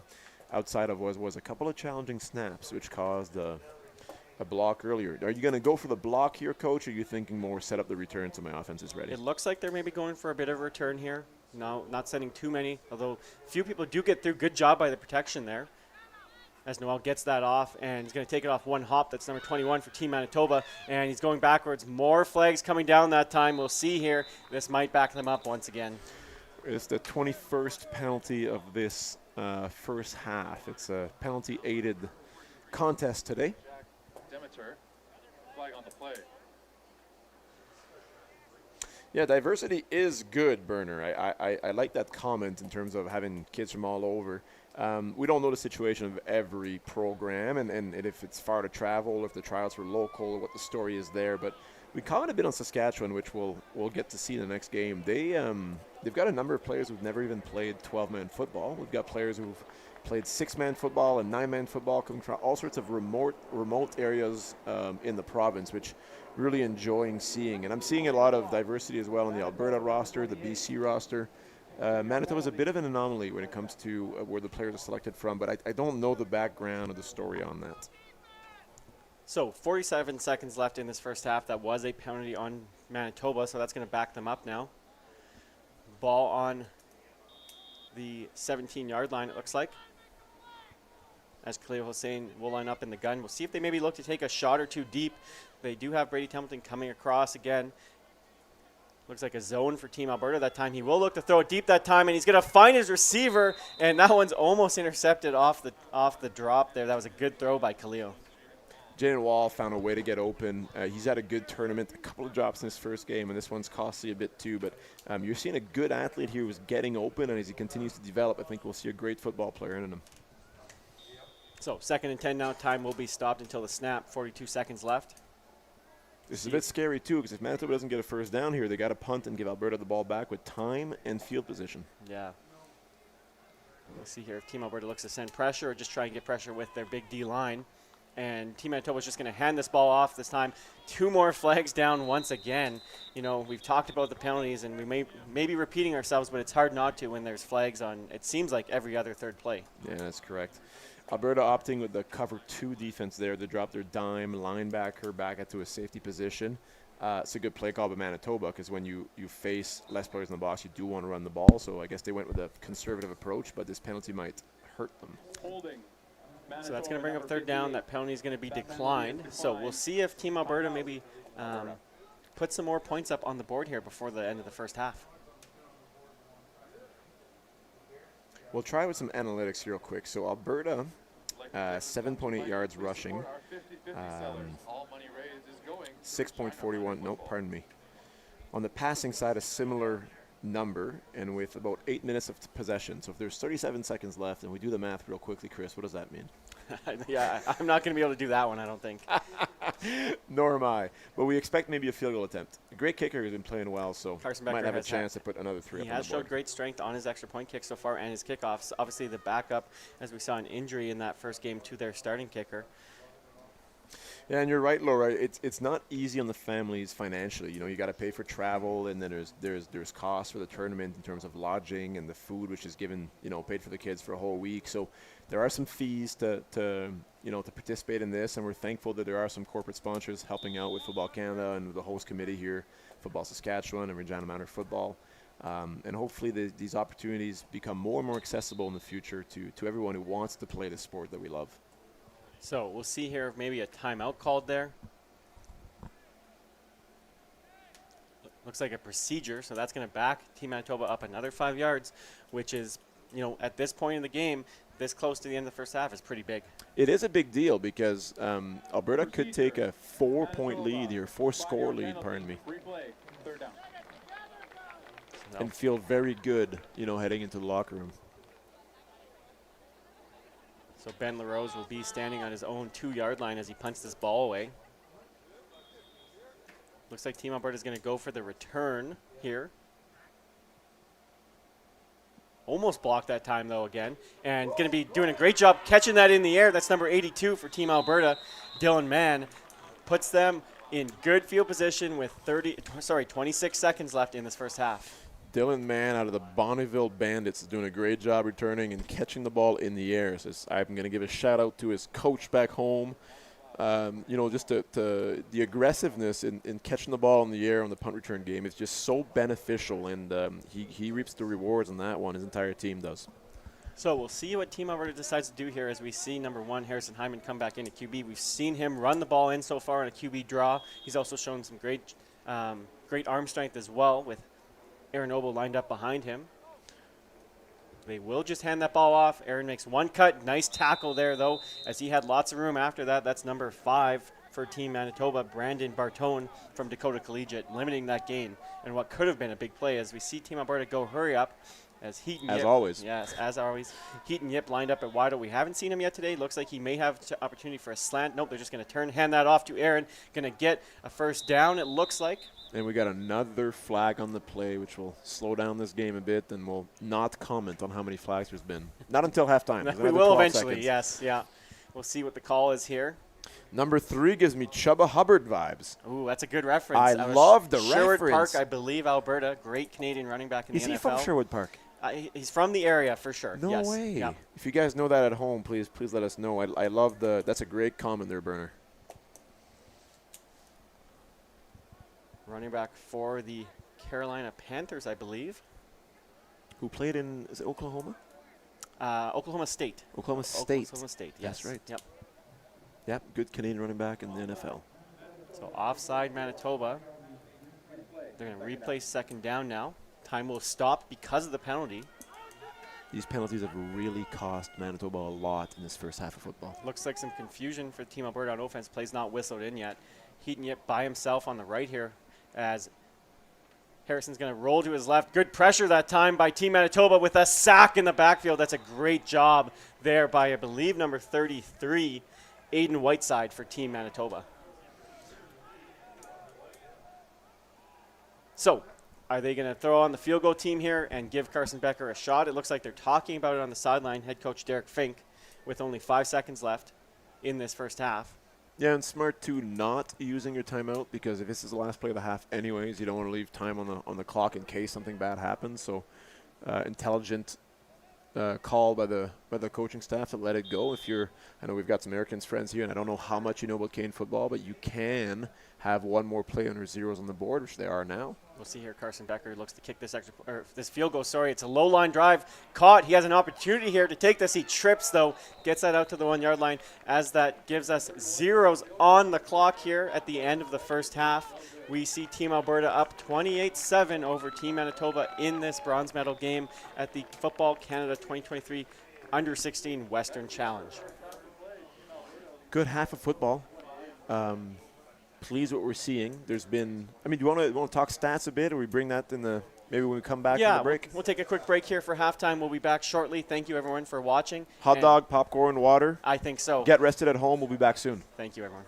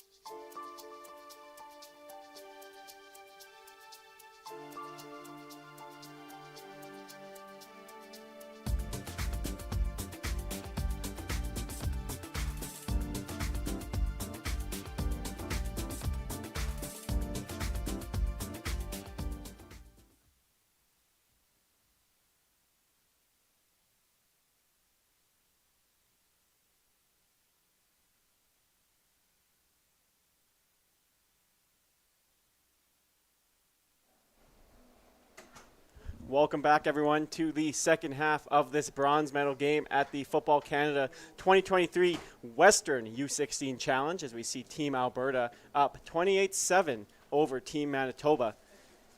As we find some halftime stats here, for those of you that like to follow along with the stats during the game, go to reginarams.com/stats. For Team Manitoba, Khalil Hossein, he is 10 for 19 with 1 interception and 1 touchdown, 55 yards and a long of 19. On the ground, Noah Lee, 3 attempts, 20 yards, average of 6.4 with a long of 14. On Team Alberta side, we see Harrison Hindman, 3 for 4 for 23 yards, 1 touchdown and a long of 17. Nash Marzoff, 1 completion out of 4 attempts, 9 yards. On the ground, Aaron Obo, 7 attempts, 50 yards, net of 49, average of 7 yards on the ground, 1 touchdown. Harrison Hyman with that 1 long run, 2 rushes, 45 yards, long of 35, and a touchdown as well. Hals Boateng, 4 carries, 11 yards, 2.5 yards, and Nash Marzoff, 2 carries, 9 yards. So, Olivier, after your halftime refreshments there, you fulfilled your promise to the crowd to get your hot dogs. No popcorn, but that's okay. There's still lots of time left in the day. What are your thoughts on that first half? It's as good as a hot dog. It's kind of like what you expect. You want some good football, some back and forth. I was hoping Manitoba could do what they did in game 1, which was kind of have that high-powered offense and find a way to score a bit more. What I like out of Alberta, out of Manitoba, is that they have the ability to score on the big plays. So even though they're down by a little bit, they've got a chance to keep doing that. And I think they got to start taking more shots downfield. Their running back swing pass is good, but I expect them to maybe come out with those wheel routes or a few different things, because they got to find a way to get big chunks and get back this game quickly. The longer this stays a 3-point game or worse, the tougher it'll be for Manitoba to come in, and they've got to start this half kicking off, which is not going to help them much. No, for sure. However, they did start the first game with an onside kick, so let's see if they've got something up their sleeves. Yeah, we'll see. As we see Khalil Hossein, their kicker, on kickoff, he does a great job with those little pooch kicks. We'll see here if they look to try and get one here. Team Alberta playing uptight, trying to prevent any potential onside kicks. They will kick it short to that gap on the left. He has a chance there, but a great job by 88 for Team Alberta following on that. That's Will Sladek, and another penalty to start. I don't know. I thought that was pretty close, but another penalty to start this second half. Sorry. I like the attempt. There was a hole there, maybe a bit obvious to start the half with an onside kick. I didn't like the Manitoba player jumping on 88's back. It's amateur football, so the moment that player is down, you don't even have to touch him. Now the officials allow you to tap him in the back, whatever, but you can't pile on. So that's another penalty to start the half. So Manitoba is now at 15 penalties for 135 yards. They had about 150 last game. It's too many penalties over 2 games. They're on pace for 450 here. 15 yards from the end of the play. Yeah, it's a lot of penalties, and it's obviously been costing them on the scoreboard. So, first drive of the second half for Team Alberta, number 9, Nash Marzoff, in at quarterback. He's got 3 to his left, tight end on his left as well. He's going to look to pass. He's got 22 wide open down the seam, a great throw, and that's going to be caught. He's going to take that all the way for a Team Alberta touchdown. It's Xander Odenyo to start this second half. A nightmare start for Team Manitoba, who's trying to climb back in this game, and Alberta saying, we got our halftime adjustments, we know what we can do. They come out with the first play, just like the first half. They come out swinging with a deep ball, attacking it, and they get rewarded this time without the offside penalty. Yeah, great job there by Nash to put that on the money on the seam. Great arm strength there, and that's going to make this 34-7 here with the extra point attempt from Carson Becker for Team Alberta.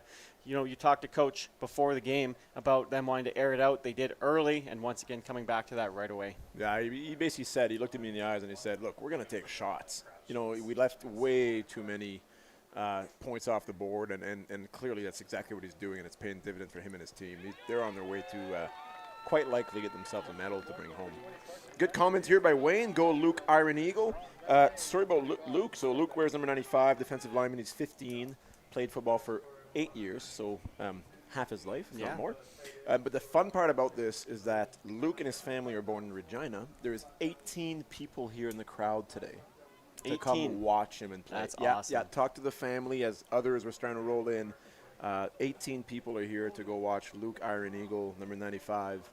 And I believe was born here. But perhaps not. Maybe it was his family, so I don't want to give too much detail or precision on my comment, but yeah, he's got a home crowd here today at Leibel Field. So Carson Becker putting the ball on the tee here, getting ready to kick off again to Team Manitoba. We'll see if Team Manitoba can keep that energy up. They started the game great. They had some at the end there of that first half, but great kick this time again, landing on about the 20-yard line. A little bit of a seam there, breaks one tackle, going to be brought down there. That's number 23, Brady Templeton on the return. Another good job by that cover team for Team Alberta. Yep, and important drive now for Manitoba. They need to answer. They got to make this game 35-14, get some confidence back up. Otherwise, they're going to be in for a long second half. So I'm hoping for them that we see a couple of first downs, maybe some long shots, and hoping we can get a score here. So it will be Khalil Hossein in at quarterback, again, as his Dakota Collegiate teammate lines up beside him, Noah Lee. Expect Brady Templeton to come across the formation, as is their standard offense. Khalil's going to look to pass as he sees Noah Lee go to his left. He's going to throw deep this time and just overthrows his receiver. Good coverage there by Carson Becker. We've talked about him kicking the ball there, but did a good job staying over top.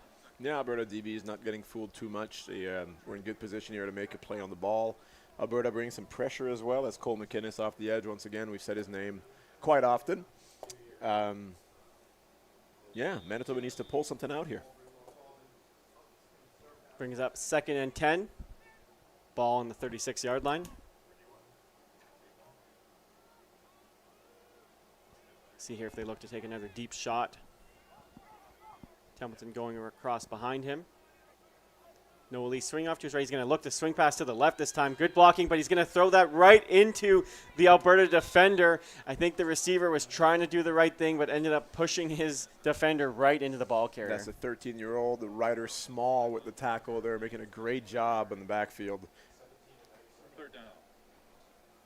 So that will bring up 3rd and long as Team Manitoba looks to punt this away to Darius Walk.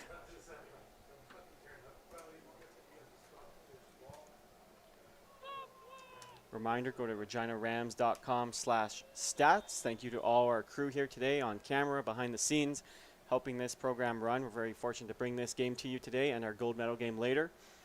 Ben LaRose short gets a good kick there. Nice job catching that in the air is number 82 for Team Alberta. Does a good job getting a few yards there, and that's Dylan Mann on the return. They're going to give Team Alberta the ball on their own 42-yard line.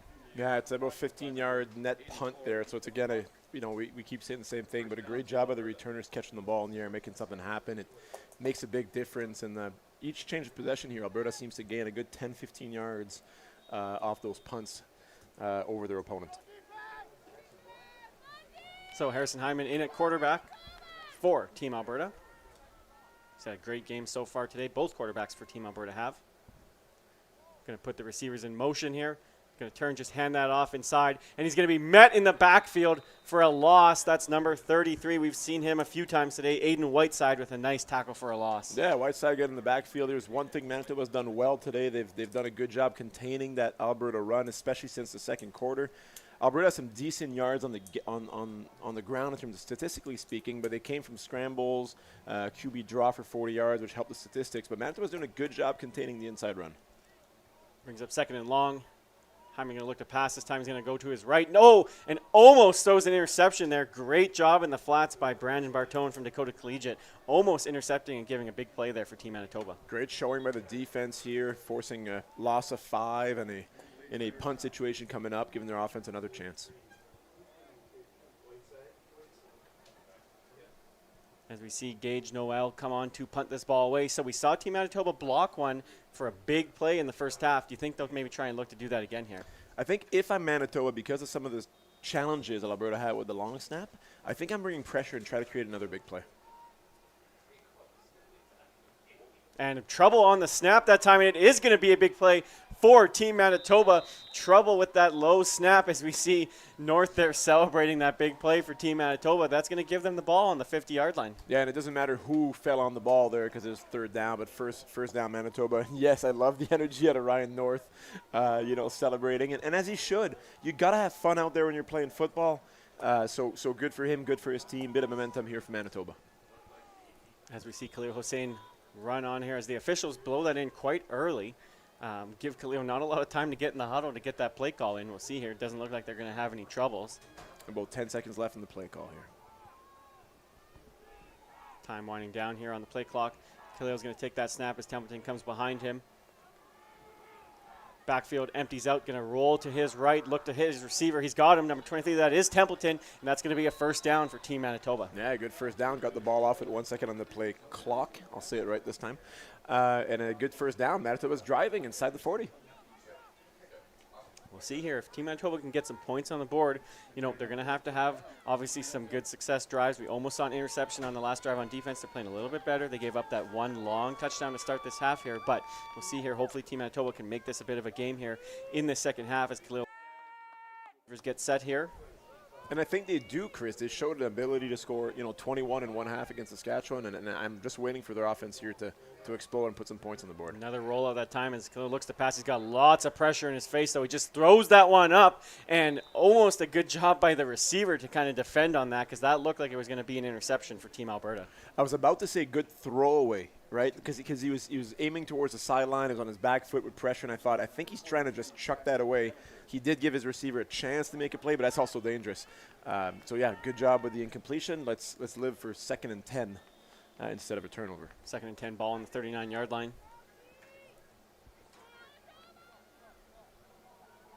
We've seen him go to Jaden Wall a few times in that first half. It looks like they're playing with that single high safety as we see number 8 come across for Team Alberta. Jaden's going to come inside, run that quick flat. They will hit him on that little flat route. He's got lots of speed on the right side. It's going to be close to a first down. It looks like it'll be 3rd and short. Yeah, great call there, Chris. It's like you knew where the ball was going to go. And yeah, 9-yard gain. We're looking at 3rd and 1, and obviously it's go time for Manitoba. Absolutely. We've seen them actually run the ball fairly well when they have. They have not run the ball too well or too many times today, averaging 5.7 yards on the ground. Maybe something that they wanted to look to do. Obviously down now with the clock becoming an issue, not something that they can focus on. But we see Khalil line up under center now. We'll see if he just looks to keep this himself. Going to be tough in there with, looks like some motion here. We'll see who they call it on as we see 69 for Team Manitoba talk to the officials there. That's Nick Arsenault. We'll see who they call this on. We've seen a bad feeling here for Nick. I'm not sure that the Alberta defender actually crossed the midline. Now our angle is not the same as what the officials see. They're positioned perfectly in between. They're in that 1-yard neutral zone, but I've got a feeling Manitoba is going to get caught here. Yeah, we see the officials here discuss. It looks like it is on Manitoba, so that's going to back them up as we see Nick upset with that call there, and there he is getting another penalty for speaking to the officials. Yeah, and I'm not surprised. He was pointing at the official before the call was even made. Once the call has been made, we saw him again. So he's got to just take a deep breath here, reset, and they're going to need to, wow, are they looking at 3rd and 20 now, Chris? Yeah, it's going to be third and quite long. We'll see what they decide to do here. Great leadership by Khalil Hossein there, going and speaking to Nick after that penalty there, and it looks like Team Manitoba will punt this ball away. As we're looking at the stats here again on the penalty column, so it's they're going to be updated here in a second. We're going to be looking at 17 penalties for 155 yards. Yeah. It's tough for Manitoba. It's really cost them a lot in the first game, and I think it's doing so today again. So 3rd and long now as Team Manitoba gets ready to punt this ball away. Ben LaRoche short back for Manitoba. As we see 2 returners for Team Alberta.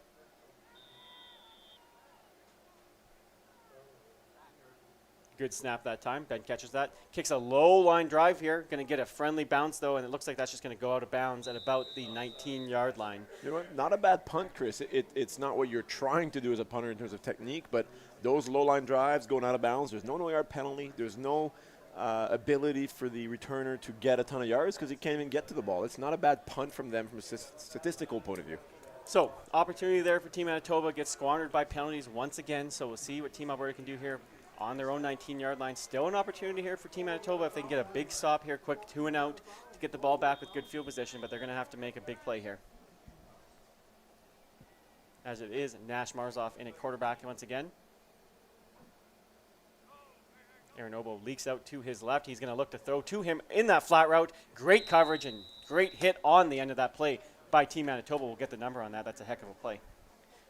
Number 22, Alex Klink with the coverage. And well played. I mean, Alberta has run this play a few times. I think Alex was ready for it, and he just lined them up with a big hit. I think catch or not, the defender was there to make the play, and it's a Good defensive play, Manitoba. Manitoba's defense has impressed me outside of these really long gains. You know, they've done a good job containing Alberta outside of these deep shots. As we see Aaron Obo injured at the end of that play. Hopefully he's okay as the trainers come out for the Team Alberta medical staff. We want to thank all our staff here today, all our medical staff and assistants here, as well as all the volunteers from local Regina football teams, Regina Riot, Regina Minor Football, Football Saskatchewan as well, helping run this tournament and make this all happen.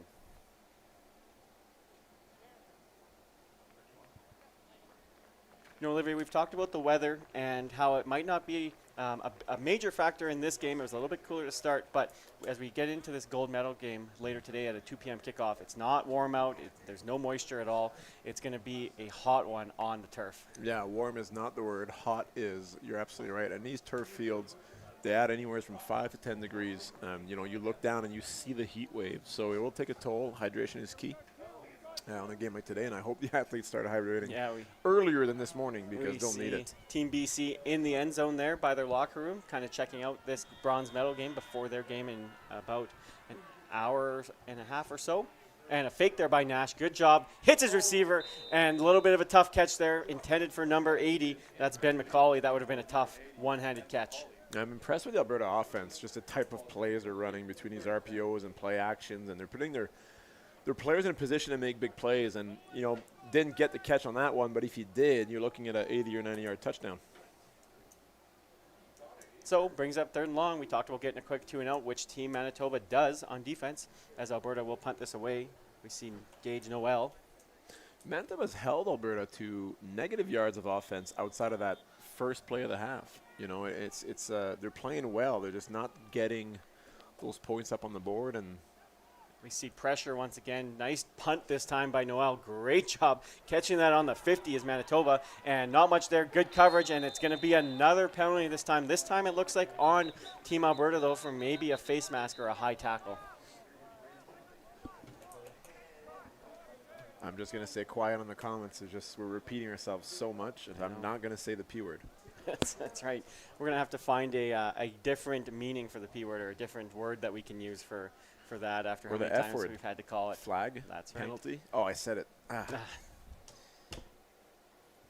So this will give Team Manitoba a first down with good field position here.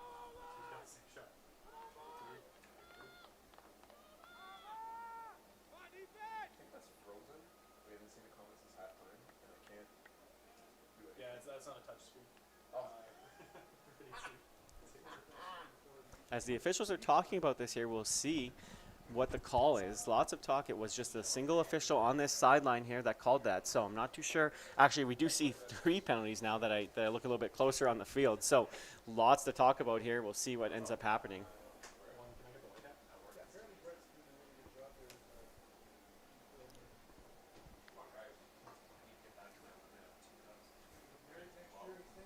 I'm trying to read the comments here, and we have no comments since the halftime, so I was thinking I would refresh the feed. Maybe I was missing something, but did you guys have more than 2 hot dogs at half? Is that why there's less comments? Are we trying to set the over-under on 2.5 hot dogs? No.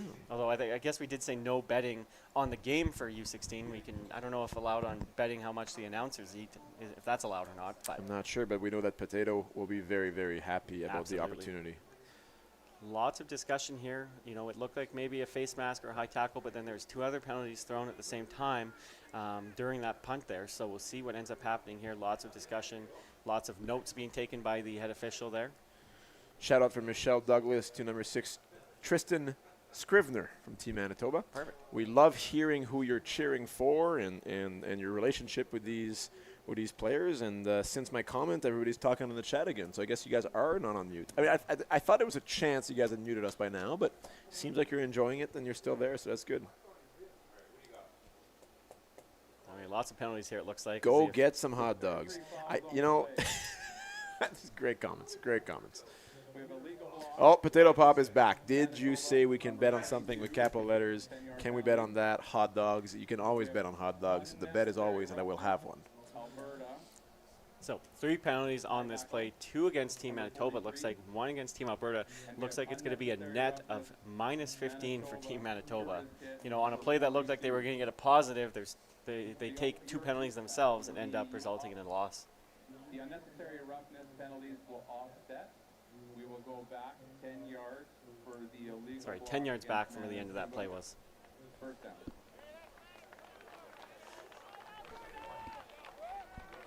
All right, so Team Manitoba ball first down on the 54-yard line. Khalil Hossein in at quarterback still for Team Manitoba. As we see number 16 line up on the boundary side here, Gavin Heza from the Falcons Football Club. Brady Templeton motions behind him.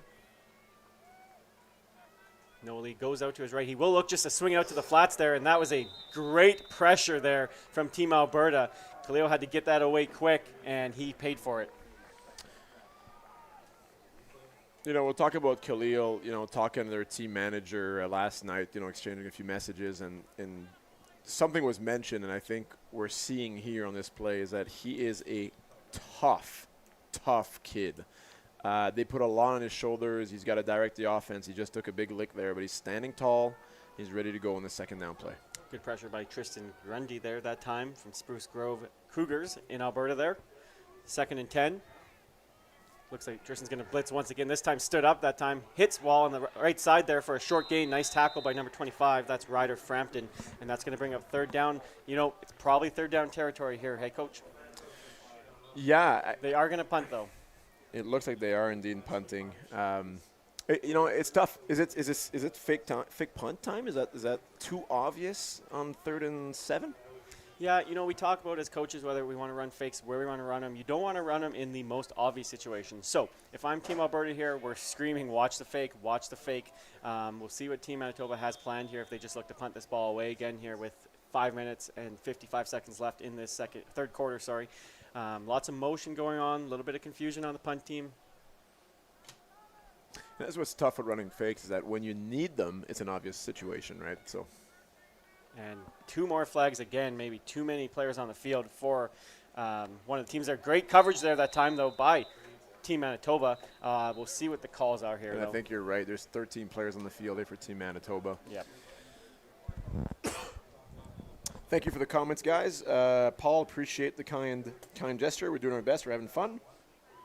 Brady Templeton, I mean, we've said Brady's name more than once Many today. times, yes. He's motioning. He's a big part of that offense, and he's playing a great game, had a great tournament for sure. Aunt Marnie, great to have you on here again. So there's too many men on Manitoba there on that punt, so that's going to bump Alberta up 10 yards now. And we'll put them on Manitoba's 49-yard line to start this drive. Sorry, my mistake. They are going to re-kick. So they're going to choose to punt, push them back. As we see 2 returners back for Alberta. Good snap that time as Ben LaRoche-Short catches that punt. Kicks it to the sideline there. Nice job. And gets a kind of an awkward bounce there. We'll see. There's another no yards call there. He's going off to the right side. Good job by the contain there, but it's going to give Alberta another penalty there. Another penalty against Manitoba there. Yeah, Manitoba's now reached 20 penalties, so instead of being negative about it, I'll just smile and say 20 penalties. It's a new tournament record. Yeah, no, I don't know that. And again, no-yard penalties sometimes are good penalties to take, so it's not like every penalty is necessarily bad in football, because sometimes you want to limit the returner from having a big gain. But yeah, it's something that I think you can learn from. Having so many penalties in back-to-back games is something the coaching staff can reflect on and the players can learn and keep improving as their young careers, because they're still very young in their football careers, continues to develop. Absolutely. So it will be first down. We see Alberta go to that power kind of back set there with 3 running backs in the backfield as Harrison Hyndman in at quarterback. Hand that ball off. He's actually going to look to pass on the play action. Hits number 10. That's cocked there. Nice pitch and catch there by Team Alberta. Yeah, 25-yard gain on first down. That's really, really good stuff. I'm impressed with Alberta offense. I just think the quarterback play is it's elite. It really is elite. That's the word I want to use. And as they continue here in the no huddle, thank you, Aaron, for chiming in. It's nice to see your name here on the feed. I haven't seen you in a few years, but appreciate your comments, your kind comments. And yes, the organizing committee, Football Canada, Football Saskatchewan, the people here in Regina, it takes a lot of people to make these things work, to have great tournaments for the kids. And I don't know. We're just fortunate to be part of it. Absolutely. Harrison was looking up to the right there.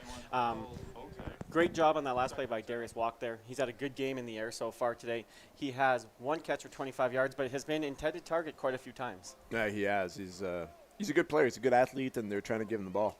There's some comments about Max Pratt, who's going to be playing on the next game. Max Pratt being one of the leaders. One of the leaders of that British Columbia team that we'll see pretty soon here. Hyman there looking to pass that time. Does find number 13 wide open over the middle. Hung in there.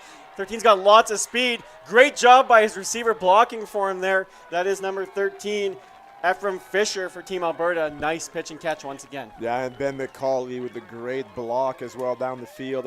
And it's nice to see Fisher get the ball. You know, he's a shorter, kind of quick receiver. We've seen him motion a lot underneath with quick slants. But he's not always the first read for this offense. They've been going to McCauley quite a bit, but he's certainly deserving, Fisher that is, of getting a few catches here and there because he's just doing his job at full speed on every snap. Hyman under center this time. Turns, hands that ball off to House Boateng off the left side. And this time he's going to keep his feet moving. Good job that time by the Manitoba defense and limiting that to maybe a gain of 1. Boateng on the carry. He is stopped at the line. They'll give him a couple Thank you for the yards. comments. Great camera angles, guys. Yeah, we've got a great team. We've got people, getting crowd shots for us, being on the sideline. We've got some cameras upstairs, above the booth, outside. They're safely up there, and they're getting everything for us, and we are glad that you're appreciating it. Hyman there takes play action, looks to his left, finds his receiver open. That's going to be close there. We'll see. Going to be 3rd and goal on the 2-yard line. Yeah, interesting play call here, going play action pass. You might want to run in the situation. Maybe that's exactly the reason why you're passing, because you think the other defense is going to be coming hard at you. It's a chess match out there. But I'm impressed with the offensive coordinator and the play calls we've seen out of Alberta today. They're in this power heavy back set here. We'll see if they just turn to hand this off to Boateng, which they will off the right side that time. And he's going to try and drive for that end zone. We'll see. No signal yet from the officials. Handoff is to Alberta, number 21. And they are going to call him short, it looks like, with a big stand there for Team Manitoba. It really is. I mean, you expect Alberta to score here and pretty much put this game away. But Manitoba says, not yet. We're still got a fight in us, and we're going to get this stop. So, yeah, good defensive plays. I mean, Manitoba's done a good job stopping the run. It's the big plays that hurt them and the penalties, as we talked about. Okay, unpopular belief here, but on the 1-yard line in amateur Canadian football, I'm a big fan of trickery, deep plays, play actions, and I'll tell you why. You may get a full first down here on the ground. Most people like to be conservative, just run up the gut. But if you don't get a couple of first down, you're taking a safety anyways. Yes. So I really believe in taking the deep shot. Use your best play and get 109 yards instead of using your best play when you're on the 40-yard line.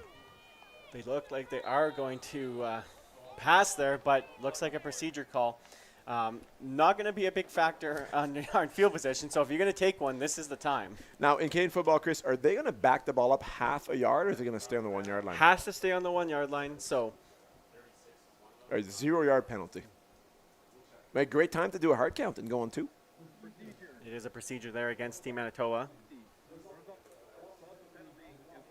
So it is a loss down. Because there is no potential of lost yards, it's actually going to make this 2nd down now.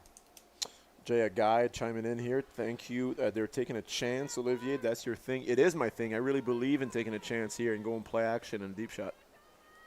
It looks like they were going to pass that last play. We'll see if Noah Lee maybe bounces out here out of the backfield. If they look just to throw, they will quickly look to throw it out there. And there's another flag on the play as it is an incomplete pass. We'll see maybe an offside.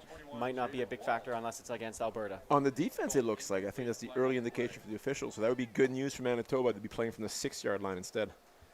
Oh, I'm wrong. We have one official pointing blue, one pointing gold. They'll get together and talk about this.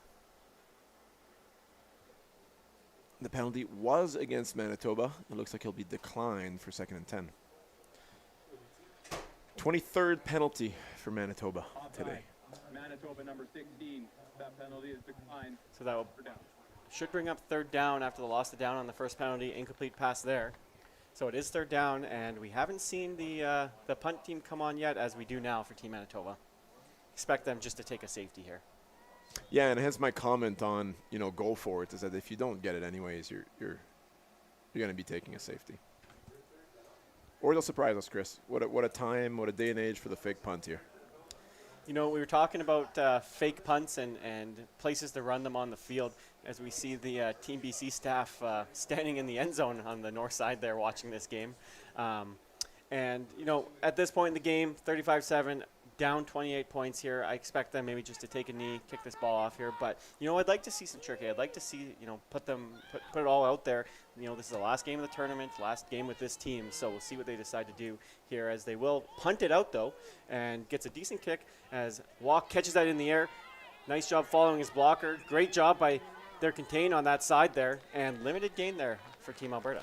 There's a challenge, right? So Manitoba is averaging about 20 to 25 yards per punt. And then Alberta gets, Manitoba gets essentially a 25-yard net punt, which means Alberta starts on the 25-yard line. It's very, very tough to punt for that situation, as we see a late flag here as well. That seems to be against Manitoba, and an Alberta player down. We'll let the officials talk about this here. And there's another penalty there during the during this break in play here. I'm not sure who this is on. It's looking like it might be on Team Manitoba once again. As the stats continue to update here, we're at penalty number 25 for Manitoba today.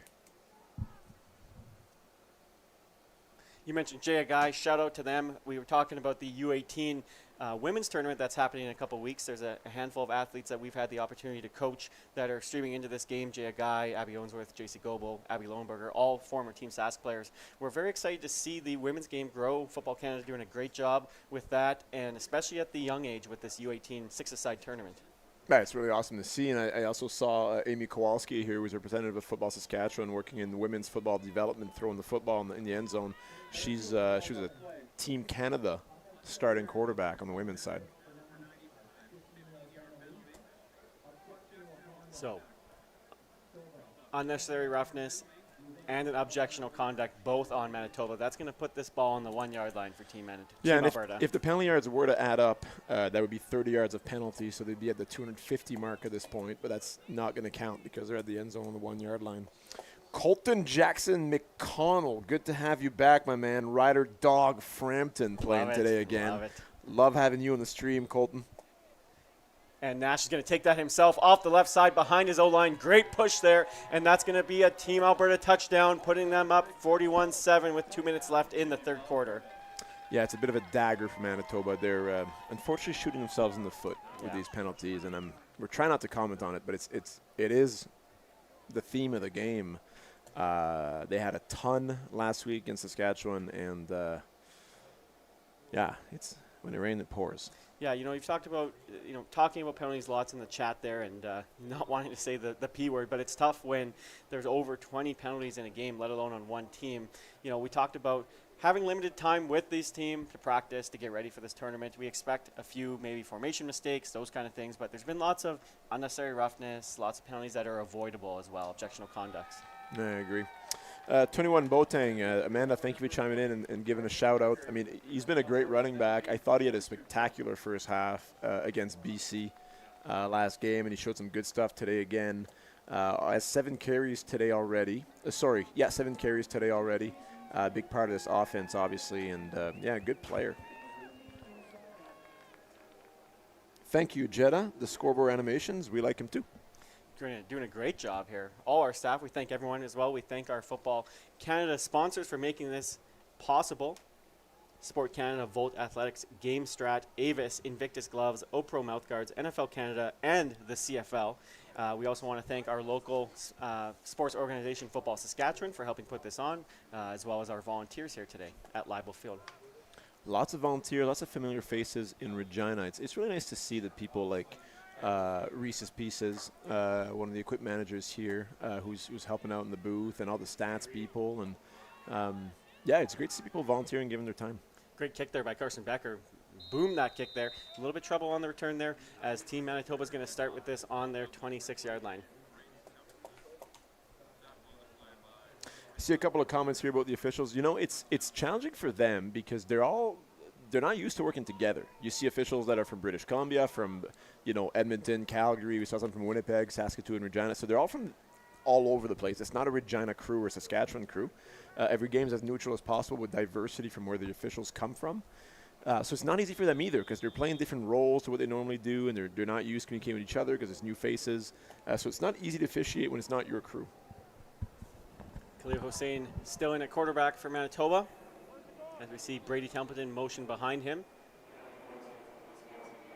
He's going to take the snap. He's going to quickly look left to his receiver. And bobble on the play, stays with it, though, does end up catching that for maybe a gain of 1, if not just a 0 on the play there. That's Hudson Chechovich from Dakota Collegiate with the catch. We haven't seen him too involved in the offense. It's nice to get him to see him get the ball here. It'll be his second target today. So it brings up 2nd and 10. We've seen them go to wall quite a few times on this situation as well. Brady Templeton, wouldn't be surprised to see them maybe go back to that flag route. We saw him try in the end zone here. He is going to motion to the boundary this time. Hossein's just going to swing it out that time to Noah Lee. A little bit low on the plate. Nice catch there. Breaks one tackle, breaks another, keeps his feet moving. That time gets the ball to about the 34-yard line, but is going to bring up 3rd down. Love what I saw Noah Lee there. Just keep your legs going, break some tackles, fall forward. That could have been a gain of 1, end up being a gain of 6. Coach SJ, no, we will not be commenting on the U18 games, but we will start a petition online if you wish for us to get flown out to take Ottawa, care of that. I have holidays I can use. I'd go to Ottawa to commentate the U18 games as well. We would have fun because we do know a lot of those players. We've both coached some women's football. It'd be pretty neat. Or is this U18 men's you're making reference to? Either way, we're happy to be here with you guys. Nice pass there by Hossein. That should be close to a 1st down. It looks like it will be enough.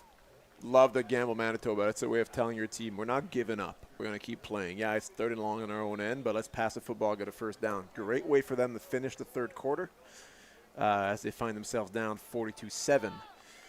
We approach the 4th. Chris, you and I have both coached these kind of tournaments. What do you do with your players that may have not had a lot of playing time? The game it's not out of reach, but it's not looking great. If you're Alberta, are you subbing in some guys, giving them some playing time, some experience? Are you keeping your starters in to protect your lead? What's your train of thought? I think, at a tournament like this, you've had 2 games. It's minimal playing time for starters or backups. We've seen lots of different players from both sides play on specials, those kind of things. I would love to see players get an opportunity here to get in on offense and defense. Now, with the Alberta offense, we see a lot of changes in their personnel already with receivers, running backs, and quarterbacks. So maybe not something they have to worry about too much on the offensive side. But on defense, we've been seeing a lot of the same names, so I expect to see maybe some different jerseys as well. On Manitoba, it's tough. We haven't seen Alexander Blasco yet. He had a good game the other day filling in for Hossein on a few series, so wouldn't be surprised to see maybe him get in there as well. Yeah, it'd be nice to see. I think we don't know these athletes very well, but he seemed deserving just the way he was ready to jump on the field in that 1st game, and he played well when he came in. That U18 Canada Cup in Edmonton, no, we are not traveling to that one. There are rumors about us maybe being tapped to do it next year, as it is going to be hosted here in Regina. And that would be a fun undertaking. I'd be happy to do it with you, Chris, in the booth with Chris and Ollie. That's right. We had one suggestion. We talked about using the P word and switching that. We had a few texts from maybe people that we know suggesting to say panoinoi instead of penalty. Now, I'm not sure if I could say that 32 times as we've said it today, but hoping that's a cleaner 4th quarter here as Hossein is in the gun. He will look to pass quickly outside to the left side to number 16. Nice catch there. Good job by number 20 blocking for him there. And that's going to be a nice pitch and catch there, caught by Gavin Heza from the Falcons Football Club in Winnipeg. They've had some success with the quick throws. They've had trouble sitting in there looking deep, but a good job there. Just quick pitch and catch.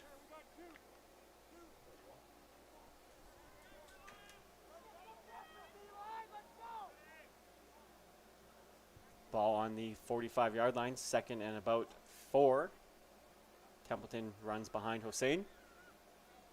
Looks like Team Alberta is going to blitz this time. Good job by the O-line protecting him there. Hossein's going to have to bounce out, though, and he doesn't have anyone there, but finds someone, gives his receiver a shot, trying to hit number 20. That's Hudson Katovic there, giving him a chance there late. I love the effort. It's a good understanding. My quarterback is scrambling. He's in trouble. I'm going to work towards the sideline. We call that scramble rules. Quarterback puts the ball in location. Only his receiver can catch it, but obviously it's a difficult catch to make. Yeah. So third down, they are going to go for it this time. We like to see that. Love to see that. Not giving up in this game. Going to go for it here. Keep the offense on. Yep, and that's the way to do it too as a coaching staff. You're telling your team that I'm not giving up. No. As Hussein's in the gun here, expect Templeton to motion behind as always. See if they look to hit him in the flat. They haven't ran that out route with him yet today too much, as he does look that way, but he's going to go deep this time instead to wall, and he's just going to miss him over the top on that flag route. The play call was good. They got themselves a one-on-one with their speedster and a chance to make a big play. Unfortunately, falls incomplete for them as Alberta runs onto the field on offense. Who is your pick to win the Can West this year? Oh, that's a good discussion. You know, it's a great question. You know, I love the Can West for a couple of reasons. And I come from out east. I played in the AUS, very, very different division, the Can West. The beauty of the Can West is the parity. You take the best team and the worst team, and on any given day, they might surprise you with the score line. It's such a nice conference. It's high level, but also anybody can take it. Inside, how's Boateng there on the carry? Nice job by that O-line. And so you see DB and receiver getting into it a little bit out here on the boundary with that nice block there by 82. Do you have a favorite, Chris, for Can West? I really don't know where to start. There's so many good programs. There is. I mean, obviously, the U of R Rams lost a couple big defenders to the CFL this time, a couple players that we've had the opportunity to coach as well. Jackson Ford, Josh White, going to the CFL. They will have Josh White back, I believe, this year. Jackson Ford sticking down with the Saskatchewan Roughriders. Inside run there by Boateng. Nice job keeping his feet moving. It's going to be close to a first down here. Lots of parity. You're right. You know, from year to year, obviously, we expect the U of R second-year quarterback starting. Obviously, the U of S Huskies, strong program right now. They've had a lot of success the last few seasons here, so they're always tough as well. UBC, always tough, Blake Nill as well. So, interesting. It's tough. You need a couple of games under your belt to see, because every year, you know, between recruiting and players graduating and sometimes a few transfers, you don't really know what you're going to get. But the Can West never disappoints. We've been asking about AUS. We got a Go Axemen, so we got a fan from. How's that make you feel, former Mount Allison Mountie? Well, I do cut wood for a living, so when I hear Go Axemen and Wolfville and Acadia, that's all good. Great job by Xander O'Daniel to keep his balance and get a first down for Alberta there.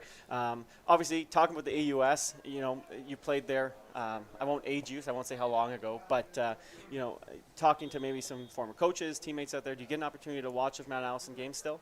You know, not as much as I'd like to. I think you and I are so involved in the fall coaching high school or whatever program it is. I'm not catching as much U Sport football as I wish. But there is a link to today's game and the AUS. We'll talk about it after this play. Yeah, look to throw there. Finds the open receiver inside there. That is walk. Breaks one tackle, breaks another. Swimming over defenders. Keeps his feet moving. Play still not over.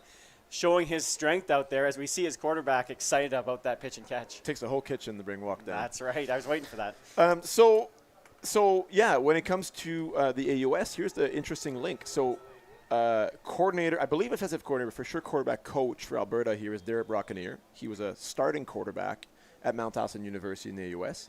And playing for Manitoba is a gentleman by the name of Jackson Fury. His father played defensive back linebacker at Mount Allison and was a fourth-round pick in the CFL back in the day. So you've got a double AUS connection here on the field today.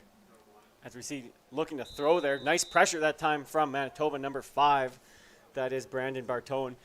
Interesting to see Alberta throwing the ball, you know, playing some pitch and catch there. They obviously have a good running backfield there, averaging 5.7 yards. Both teams are averaging 5.7 yards on the ground, but trying to put this ball in the air here in the fourth quarter. Yeah, well, Alberta has 300 yards of offense in the air today, so that's 40 catches for 300. So it's already a lot. So, yeah, I mean, they're just confident with their passing game. That's the beauty of their offense. They're quite versatile. They can do a number of different things, and that's what really helped them today run away with it. We see an injury here for Team Manitoba.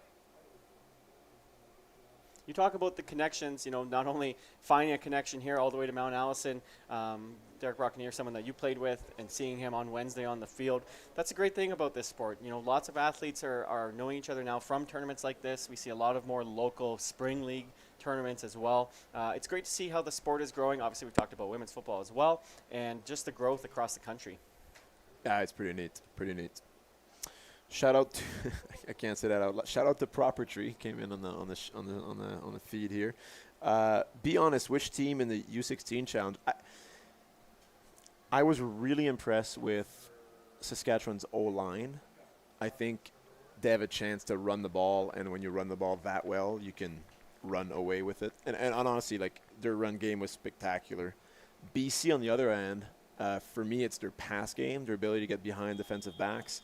And Saskatchewan's strength being in the middle, BC has a bit of an advantage on offense because their strength is to go outside. So maybe BC will put up a lot of scores, but I think Saskatchewan's just going to run the ball. I wouldn't be shocked to see them open up the game with a couple of runs and just try to handle it from there. Jet sweep this time to Heaton Yip. First time we've said his name with the ball in his hands today. Here's Hyman handing that one Yip, off. who was such a big part of the first game. We didn't see him today much. No, he hasn't really been given the opportunity to make some plays there. Nice job on that end around, or that reverse there, except there was another penalty. I'm going to say penalty down on the field this time. We'll see who it's on. Sask always have good linemen. Yeah, honestly, they do a good job in the minor programs. It's pretty spectacular, and a lot of farm kids as well end up developing. You know, you think about some guys who went to the NFL and played in the CFL for years. And we joke about that locally, but it's true. Oh, it very A lot is. of the best linemen that we've seen come from Saskatchewan have been from smaller communities, growing up on the farm. Ben Heenan, Brett Jones, those kind of areas. So it's great to see Brendan Labatt as well. You know, we've had very strong O-linemen come from the prairies, but we also see a lot of great O-linemen in this game as well, Manitoba and also from BC, Alberta as well. No, absolutely. The level of play has been super high. We've been fortunate and blessed to see such good football here this week. And as these guys come to an end and Alberta likely winning this game, Manitoba can still be very proud to be at this tournament and the way they played. Hyman's going to look to pass this time. Going to go deep over the middle. Has his receiver open, but he hits the goalpost. Shades of Cody Fajardo. That's right, yeah.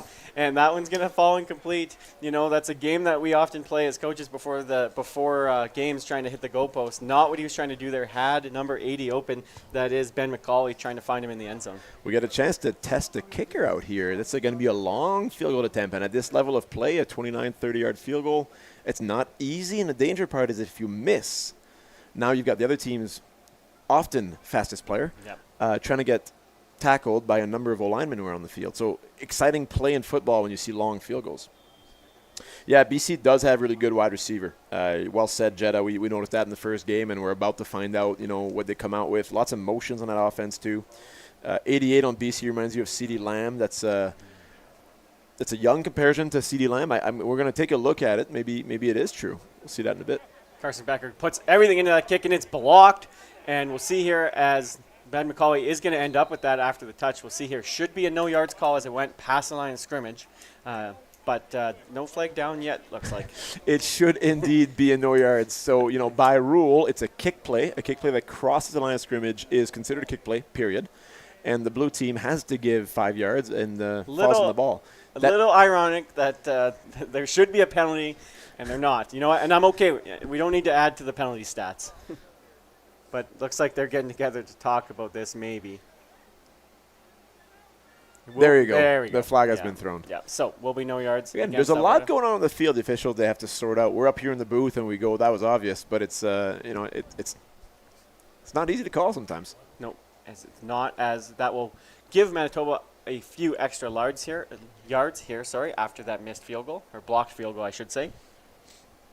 Yeah, Jetta, I think that's where the game's going to be held. So can the BC linebackers stop the run? That's going to be the question. If the answer is no, I think Saskatchewan will be able to score a ton. If the answer is yes, Saskatchewan will be forced to try things that are different, and we'll have a much closer game. So that's going to be interesting. Due to the score in this game with Canadian amateur football, we are in run time. So 2 minutes and running here at this bronze medal game as Team Alberta leads Team Manitoba 42-7.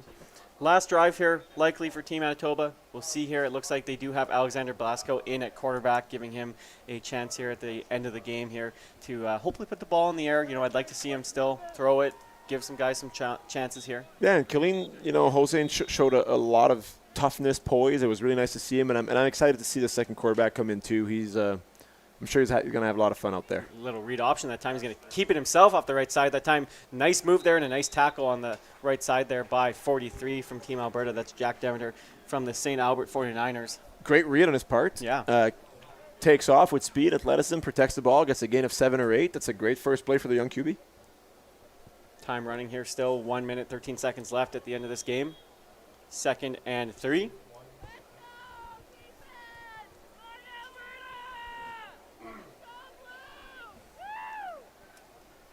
Blasco in the gun here. Motion behind him. Going to take that snap, going to look to pass to his left. Finds the receiver on the quick hitch. Gets enough for a first down. Will be first down, Team Manitoba. Are we the usual commentators for U of R? No, we are not. Chris and I, we've done a few games at different levels. We tend to coach a lot of football in the fall. So we often, we're often busy during U of R games, but it's something we enjoy doing. You know, we nickname the show and the fun we're having here by saying In the Booth with Chris and Ollie, and we'd love to keep that going. So maybe we'll do some U of R games at some point. Blasco here, 20 seconds on the clock, coming down to the end of this game. He's going to take the snap, look to pass, looking to his left, throws it, and it's going to be intercepted by number 43, Team Alberta, and he's going to get tackled there right around midfield. That is Jack Demeter that we just mentioned from St. Albert 49ers with a nice play to end this game. Yeah, I mean, what a nice play. And then there's zeros on the clock here. I don't know if they'll take the knee down or not. They're not. That's the game. But, yeah. What level do we coach at, Chris? I mean, we've coached everywhere from provincial teams to minor football. We've won a provincial championship together with the Campbell Tartans, and I was Jackson Ford and Josh White. You mentioned earlier 2 players on defense who got drafted in the CFL this year. We're proud of them. We coached the Regina Riot. That's a women's senior team. We've got some experience on Team Canada as well, and other provincial things. But we have a ton of fun. Yeah, so thank you everyone for joining us. That is the end of this bronze medal game here as Team Alberta takes the bronze medal 42-7 over Team Manitoba at the Football Canada 2023 U16 Western Challenge. Stay tuned for the gold medal game here as Team BC will play host. Team Saskatchewan will be back in about half an hour for that game.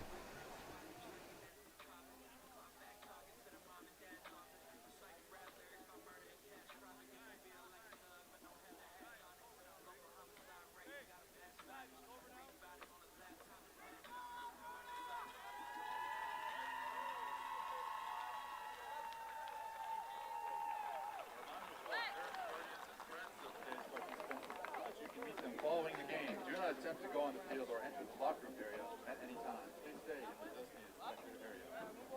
Would you please join us in congratulating both teams on an outstanding performance and a great day?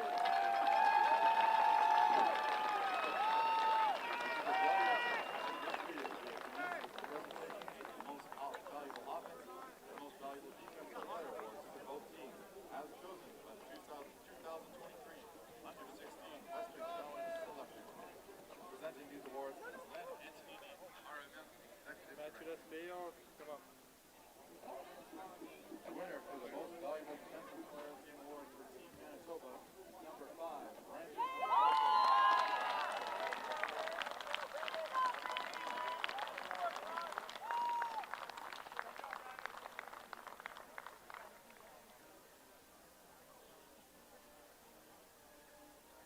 Most valuable offensive player of the game for Team Manitoba, number 21, Jaden Wall.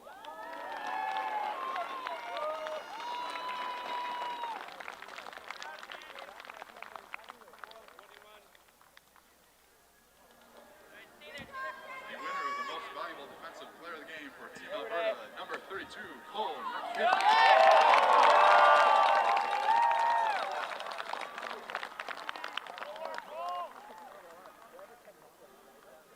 And the winner of the most valuable offensive player of the game award for Team Alberta, number 1, Harrison.